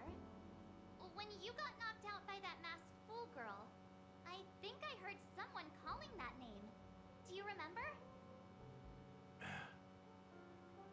I was right about you. You guys seem to know quite a bit. And now there's no reason to hide anything from you anymore. Let's dig deeper into the case. And of course, I'll tell you a story about Mikhail. Alright, let's start with what we know based on the clues the family has. It seems that Firefly isn't a local or an invited guest. In other words, she's a stowaway. She managed to fool me at first. My age must be getting the best of me. But here on the planet of festivities, stowaways are a common sight. You're bound to run into one sooner or later. After the incident, The hounds wasted no time searching for that girl in both the dreamscape and reality. But here's the thing. We only received bad news, and the jerkiest kind at that. She simply vanished, leaving no trace in the dreamscape or reality, as if she had never come to Penacony at all. Huh? Does that mean...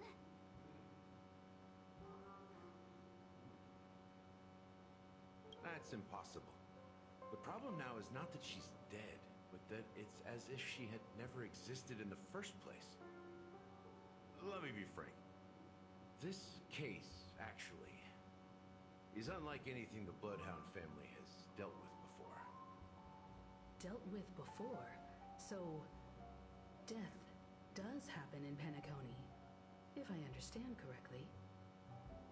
You've witnessed it, so there's no need to hide. Even the shiniest city has its dark side. We're all adults here.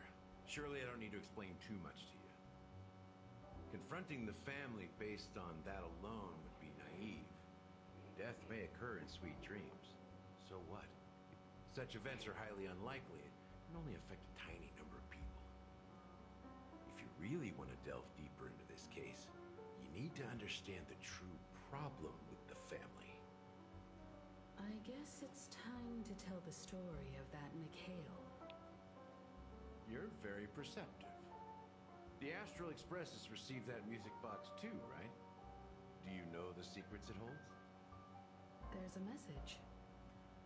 Witness the impossible in the realm of dreams. Find the legacy of the Watchmaker, father of Penacony, and thus the answer to the question, why does life slumber? That's the exact wording. Hey, why are you laughing? Wait, did you write it? It's quite poetic. No, but I'm the officer in charge of this case. So how could I not know? I'm sure you must have noticed that this message didn't come from the family. You might have even guessed that the relationship between the family and the Watchmaker isn't as close as it seems. That's just our speculation. Actually, it's hard to believe that the father of Penacony and its actual managers are at odds. Now I can assure you that your speculation is absolutely correct. The family has considered the Watchmaker an enemy for a long time, but the hounds haven't been able to track him down, as he seems to be living only in the characters and stories he created. Let me ask you a question. Have you ever wondered why the family allowed the Watchmaker to send out such a ridiculous message to the outside world, inviting you here and causing chaos? So, you want to seize this opportunity to expose the Watchmaker? Well, now you understand why the Oak family authorized the Nameless to assist in the investigation, but kept you in the dark, right? Because the Watchmaker is not the legend of the land of the dreams at all. He's the most shameful stain in the history of Penacony, and he's the root cause of all the anomalies in the dreamscape. Oh boy. You don't get it? Well, I mean, Mikhail, the betrayer of the family, he's the Watchmaker. I had a feeling.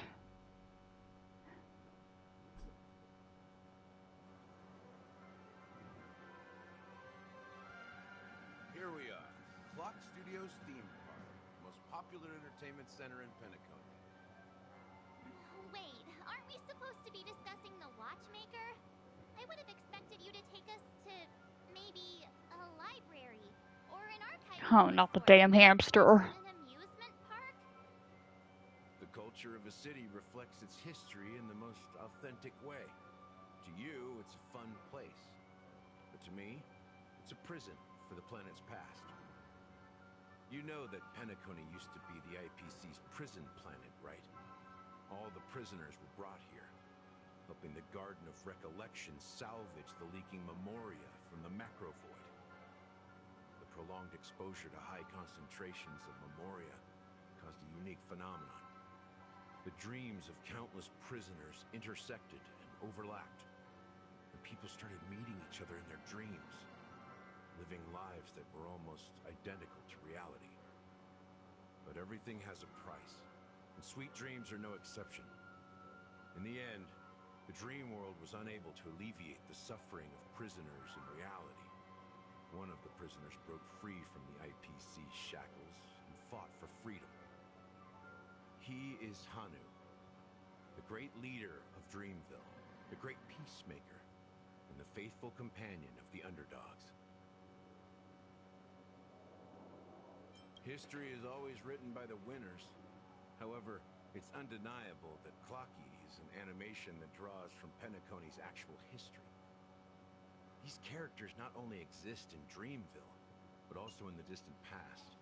Once you realize this, you'll understand why we're here.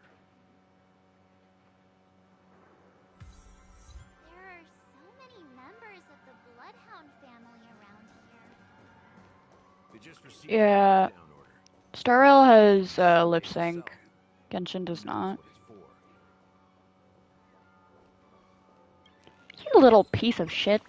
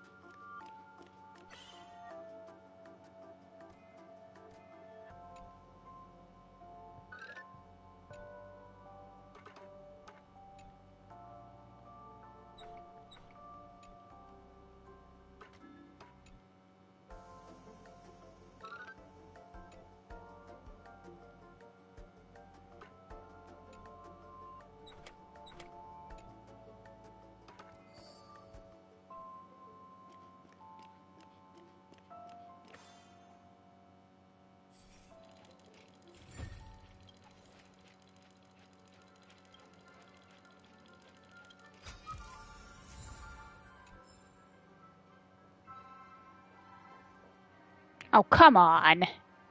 So many of them. I've never seen anything like this, even when they're tracking down suspects. We don't need to go in. We don't want to draw any unwanted attention inside. We can just talk here. Let's find a quiet spot and continue our conversation. Can I just look around, please? Great, right? We can see everything from here, including clouds. Also, you know how usually you just straight get, like, the upgrade to, like, say the Fountain of Lucine, like, with the version and stuff? No, I have to actually play through part of the main story first, so I can get the next upgrade for the Clocky statue. Does that mean the Watchmaker was personally involved in that war and sided with Astana? It was a monumental war for freedom. Anunu fought alongside a motley crew of masked fools, nameless, history fictionologists, mourning actors, omen vanguards, even visitors from beyond the sky. In the end, they emerged victorious. Among them was the person who would eventually be known as the Watchmaker. But if you do the math, doesn't that mean the Watchmaker was around for several centuries? I'm not sure, but Mikhail was already the Watchmaker when I met him, so maybe he inherited the title. How old are you now, Mr. Officer? Rude. I'm 13. No way. Not even close. Anunu freed the frontier prison, but peace still eluded him.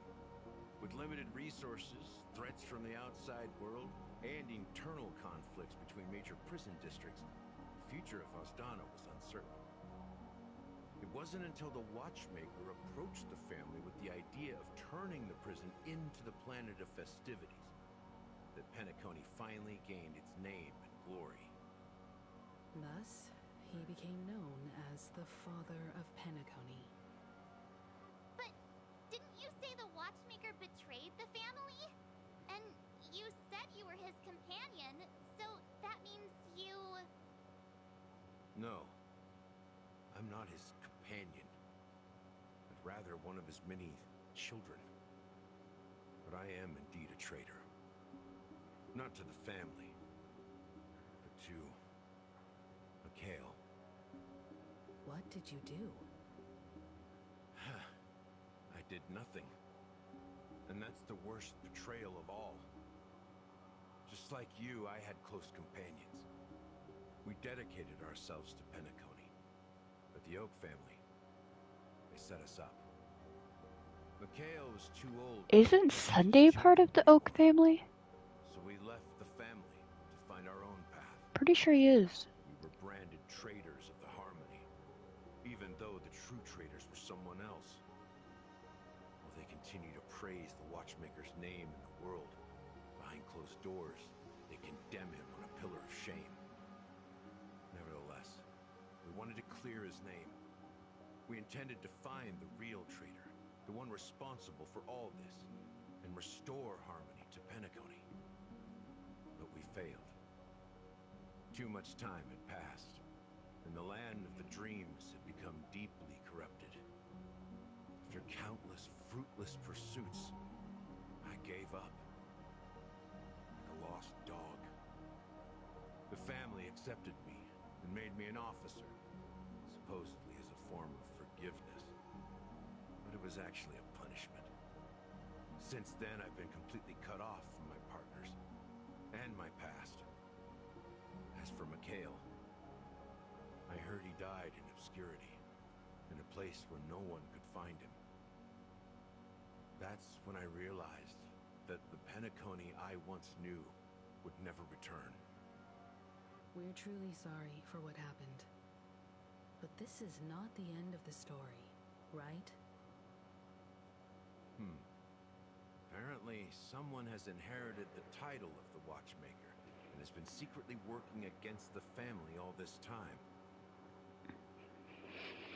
Unfortunately, after all these years, I have no idea who that person is, or if they're even real. Or just Mikhail's lost soul haunting the dreams. So, do you understand why I'm spilling all this info? Because I believe the girl's death must be connected to the Watchmaker's legacy. And at the end of all these mysteries, we will find the answers we are seeking. If it really is Mikhail's ghost, I want to meet him. If only for the last time. For those who despise me could form a line from here all the way to the entrance of the hotel. But those willing to look me in the eye and hear me out? Let's just say, there won't be many. I've told you all I know is a sign of gratitude. Thank you for listening to this old dog. Bark and all. Something just happened at the theme park. Now if you'll excuse me, good luck to all of you. How ironic. What's so different between the stowaways rejected by Penacony today and the dream seekers once hailed as pioneers several amber eras ago? Gallagher does have a troubled past, it seems. While Firefly's whereabouts remain a mystery, his stories shed light on our suspicions about the true identity of the Watchmaker, his connection to the family, and the power struggles hidden behind sweet dreams and death.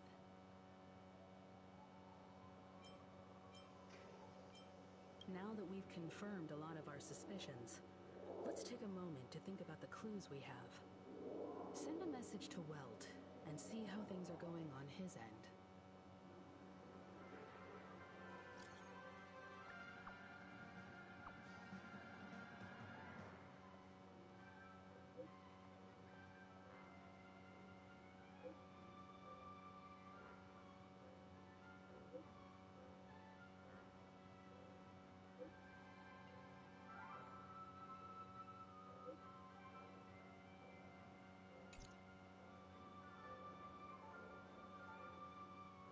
Oh, come on! Are your companions worried about you? They're just checking up on me. Let's get in and get out. Seems they've made some progress. Looks like we're about to enter the depths of Doomlight Pavilion. It's been a smooth ride.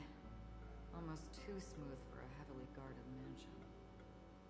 Let's see if there's anyone waiting to greet us.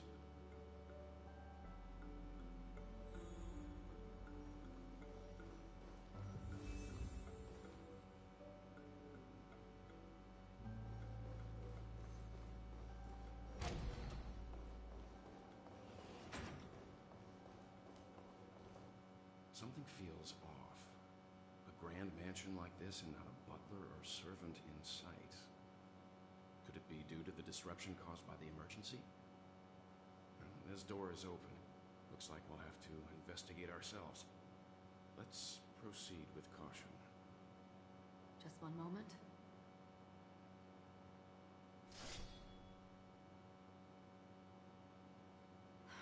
Light. I've made myself less noticeable. The crew can explain their presence as authorized by the family, but I can't come up with any excuses for being here. I see. What an interesting technique.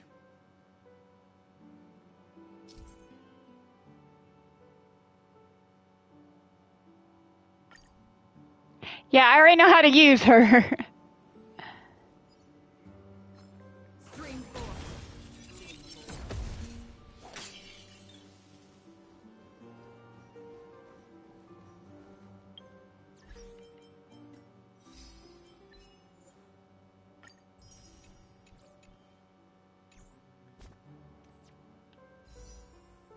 Oh, I have enough for 10.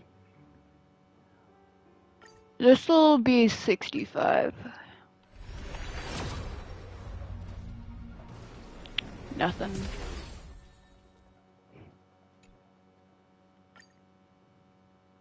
A Gallagher, though. Hey, load it. I forgot, they added Tracks of Destiny to Starlight as well.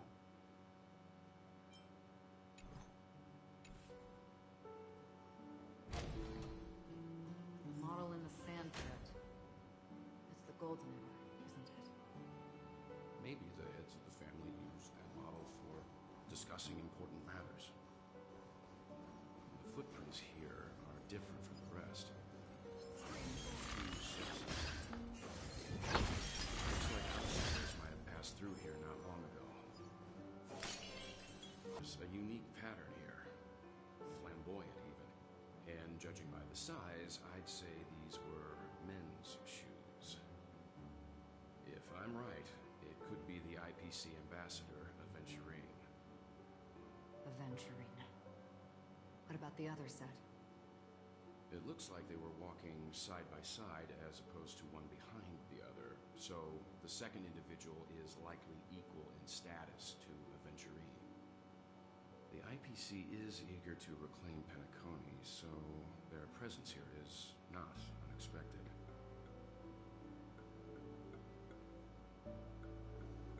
Oh wait, I haven't been here. Come on! That's probably where I'm missing some of the shit.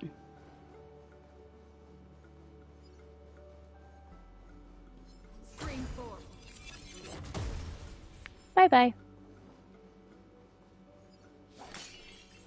Love that they added a whole bunch of these.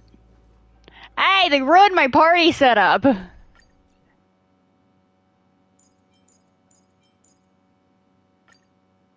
At least I'm using mine.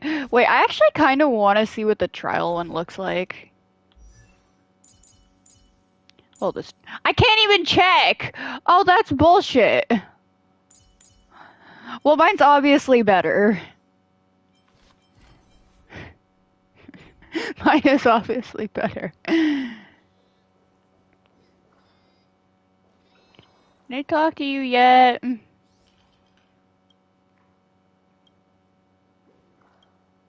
No, I can't.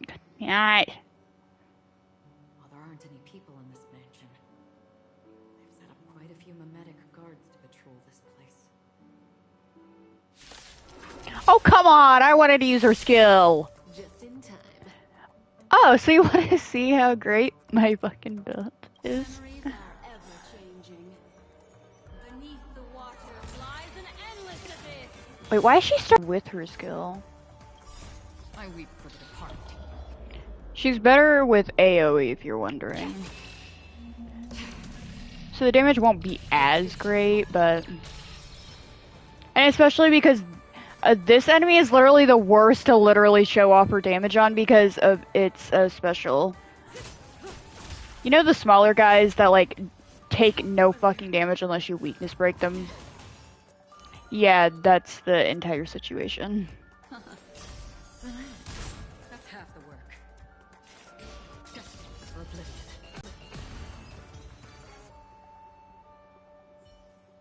Look, it dropped something. Note. Looks like instructions from the butler for the other servants. Seems like the mansion's entire workforce were assigned other tasks before Robin's death. It must have been a big project to require that much manpower. The Charmony Festival, perhaps. But no matter what their main priorities are, there should always be someone left at the mansion, right? So you're saying someone deliberately cleared the place out? Yeah, but I don't know why.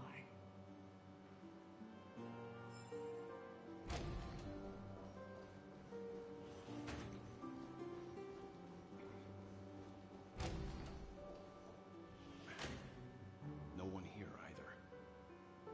Since no one's around to entertain us, let's make ourselves at home. Stay close to me so that my light can cover you too.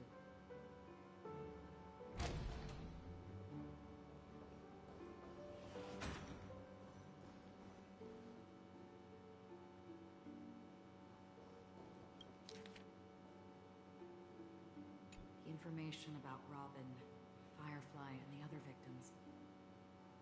I don't see any commonalities among them. Looks like the rumors were right. Death does seem to be targeting random victims. And based on Sunday's notes, he's no stranger to death. He's just surprised that it has resurfaced. This light cone is securely guarded. It must hold some important memories. Oh yeah, that's one of the new light cones. It's a young Sunday cheering on his sister. Her favorite performance was a pretend show she put on with her brother when they were just kids. I wonder how their relationship is now. Growing up brings gains, but also losses. Yeah, time has a way of smoothing things out. The beautiful dreams of youth will eventually fade away. Can I have this light cone? No? Aw.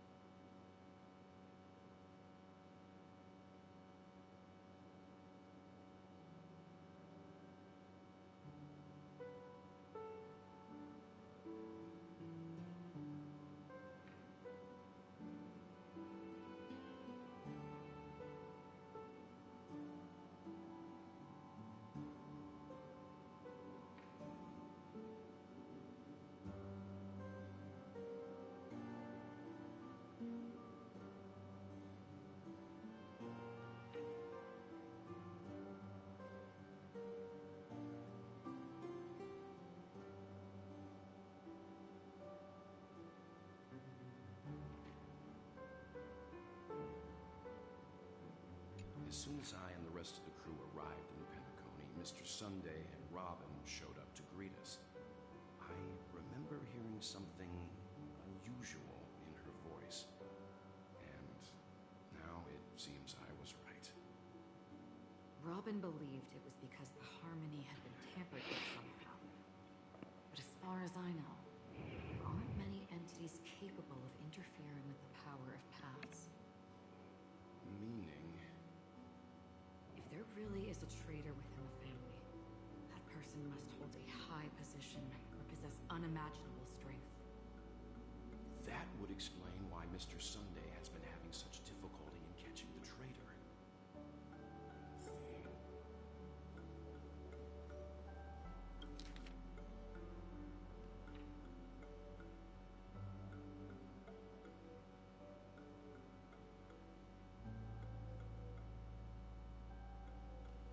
It seems neither the Dream Master of Penacony nor this old Odie is happy with Sunday's recent performance.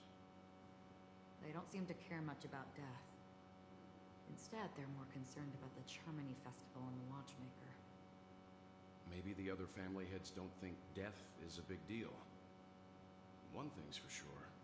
There's a lot of internal conflict within the family, and everybody has their own agenda.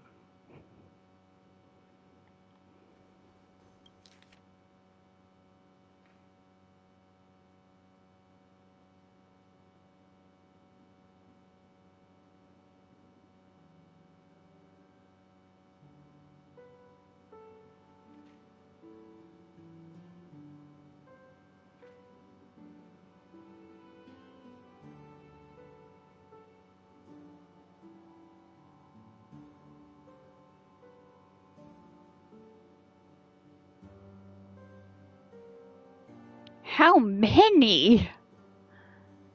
And I only recognize one of them. Mr. Sunday has done some serious research on his suspects. This traitor must have been causing trouble for the family for a long time.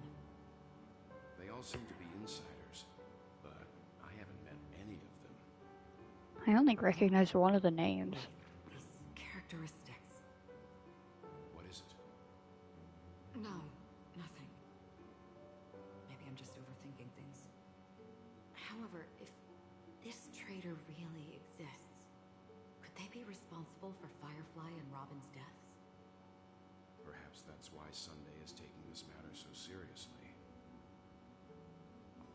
That's all for now. Nothing more noteworthy. Before coming here, I had all sorts of scenarios in my head about dealing with the family. I did not expect an empty mansion. Watch out. Someone's approaching. I don't think trespassing on forbidden areas is the way to be a guest, Mr. Yang. And... Acheron? The Galaxy Ranger? Our apologies, Mr. Sunday. Nobody came to greet us, so we entered without permission. I hope you can forgive us. But even if there's no one to greet you, you should wait for the host. Don't you agree? Even without the famous Galaxy Ranger. As far as I know, the crew has officially accepted the family's commission, so coming here will be unnecessary for you. On the contrary, that's exactly why we're here, to ask you about the case and gather more information. We don't want any loose ends. Well, since you've come with goodwill, I have no reason to show you the door. Rest assured, he hasn't figured out that we went through those documents. While the truth remains a mystery, I'm getting close to it. I assure you that the traitor will soon pay the price. Let's hope justice will prevail soon. I have a question for you, if you don't mind. How did the family come to the conclusion that the murderer was within the family? With all due respect, it's in the IPC's interest to wreak havoc before the Charmony Festival, and the family has every reason to suspect the IPC's involvement. Well, other family heads share the same suspicions as you, but in my opinion, the true murderer would never have drawn as much attention as that ambassador did. Not to mention, I personally shackled him a while ago. However, I'll give you a suggestion regarding your suspicions, Mr. Yang. You should be more cautious of Aventurine. While the wicked can't break through high walls, they can plunge their evil dagger into the heart of the righteous. He's a businessman, not some philanthropist. But right now, he's out there handing out his wealth on the streets. And he went to the Clock Studios theme park all by himself. Who knows what kind of scheme he's cooking up? While the family is dedicated to keeping our guests safe, it might be wise for you to stay alert. You never know what unexpected troubles could arise.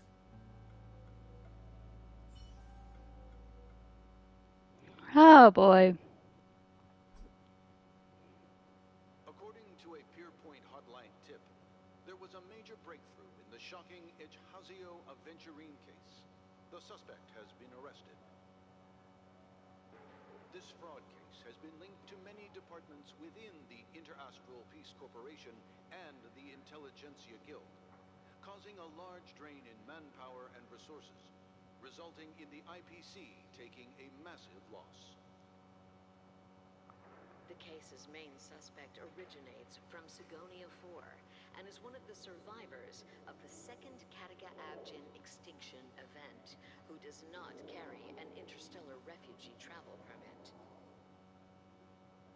As per Strategic Investment Department Head Diamond's sentiments, the IPC has appropriately relocated the suspect in the spirit of the Charter and will continue to conduct further investigations as to the motive of the suspect.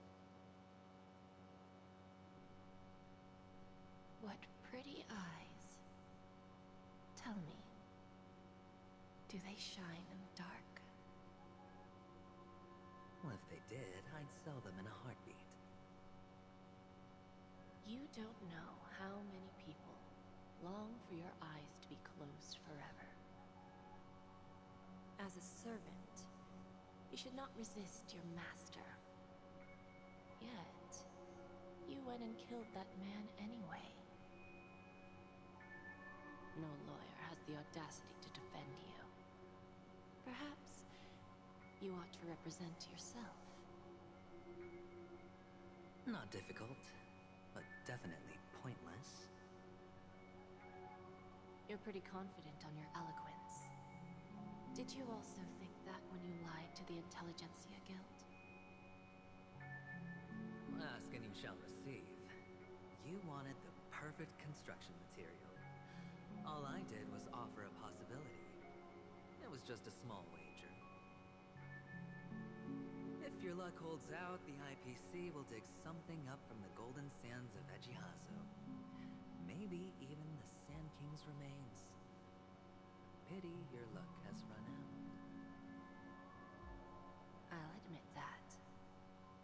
What I'm more curious about, though, is why such a grand scheme failed to benefit anyone in the end, including the perpetrator himself. Madam, I already have what I want. To be brought before you for the next high-stakes gamble.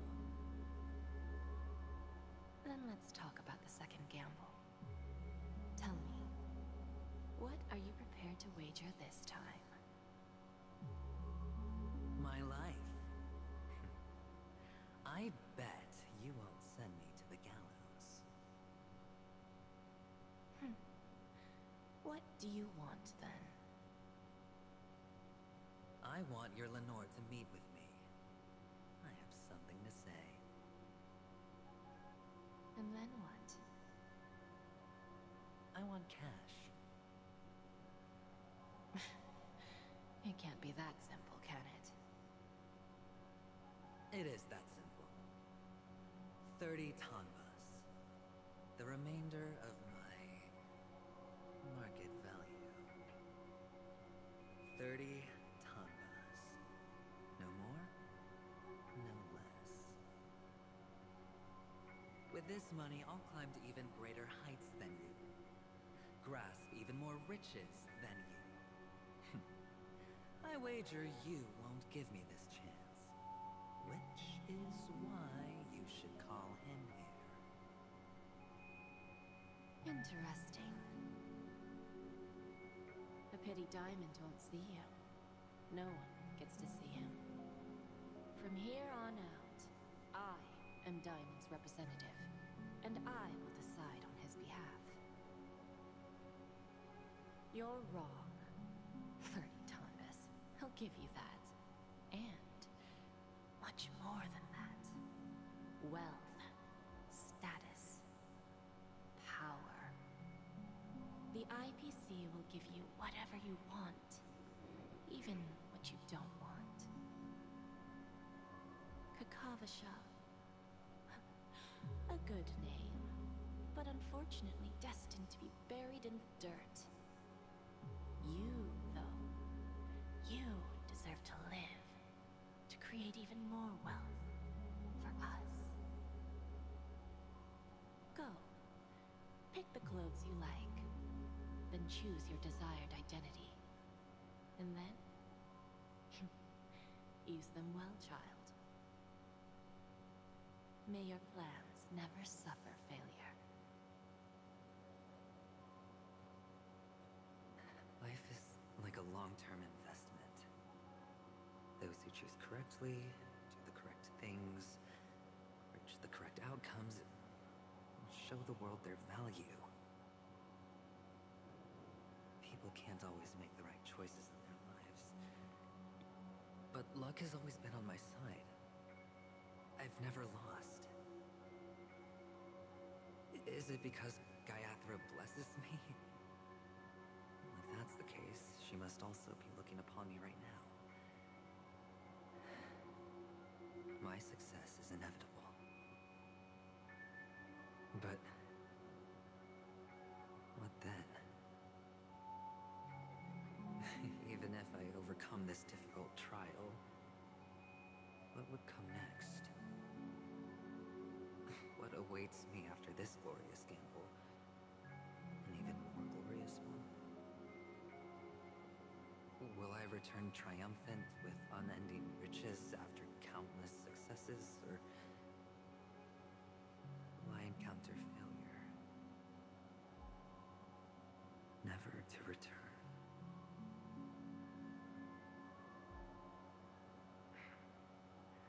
I'm pretty sure you already have some ideas. Lowly gambler.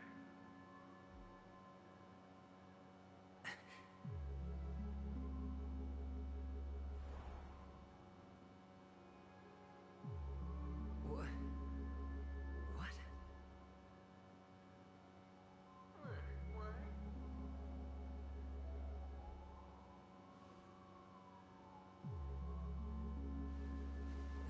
Am I dreaming? Or have I gone completely insane? Perhaps both. Forgotten me already? When you were strapped to that electric chair by a mannequin warlords, who was it that gave you the idea? Fine. I may be crazy, but I'm not stupid. Get out of my head, newborn of the Harmony.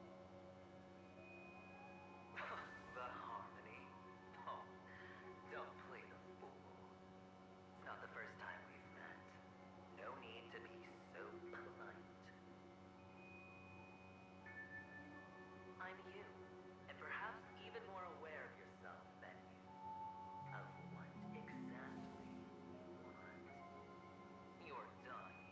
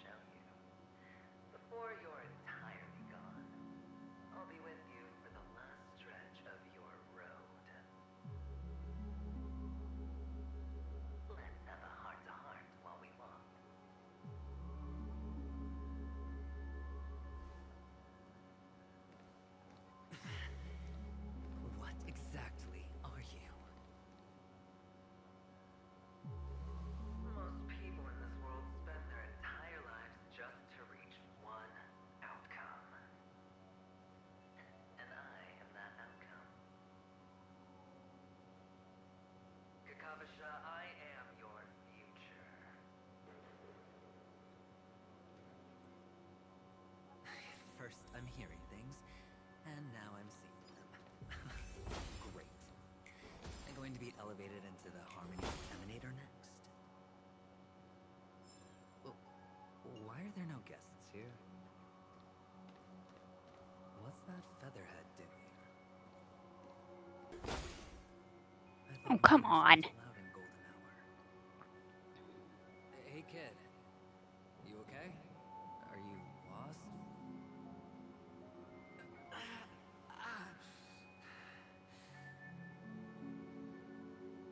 What's wrong, mister? You don't look well.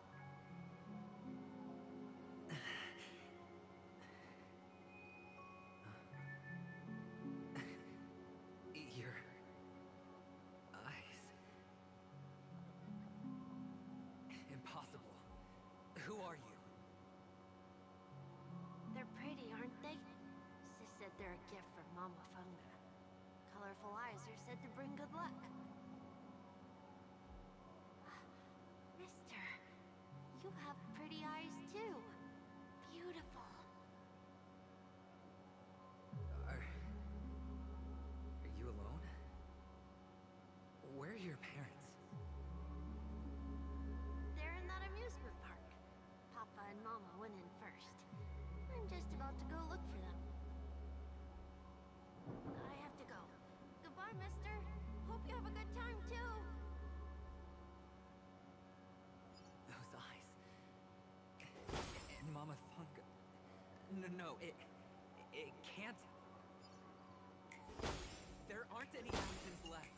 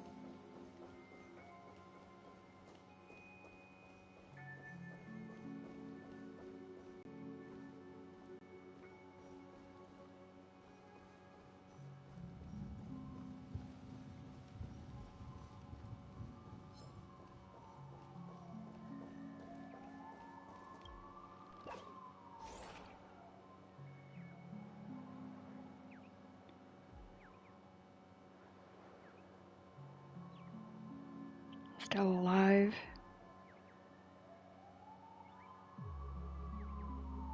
Tell me if the stream goes down.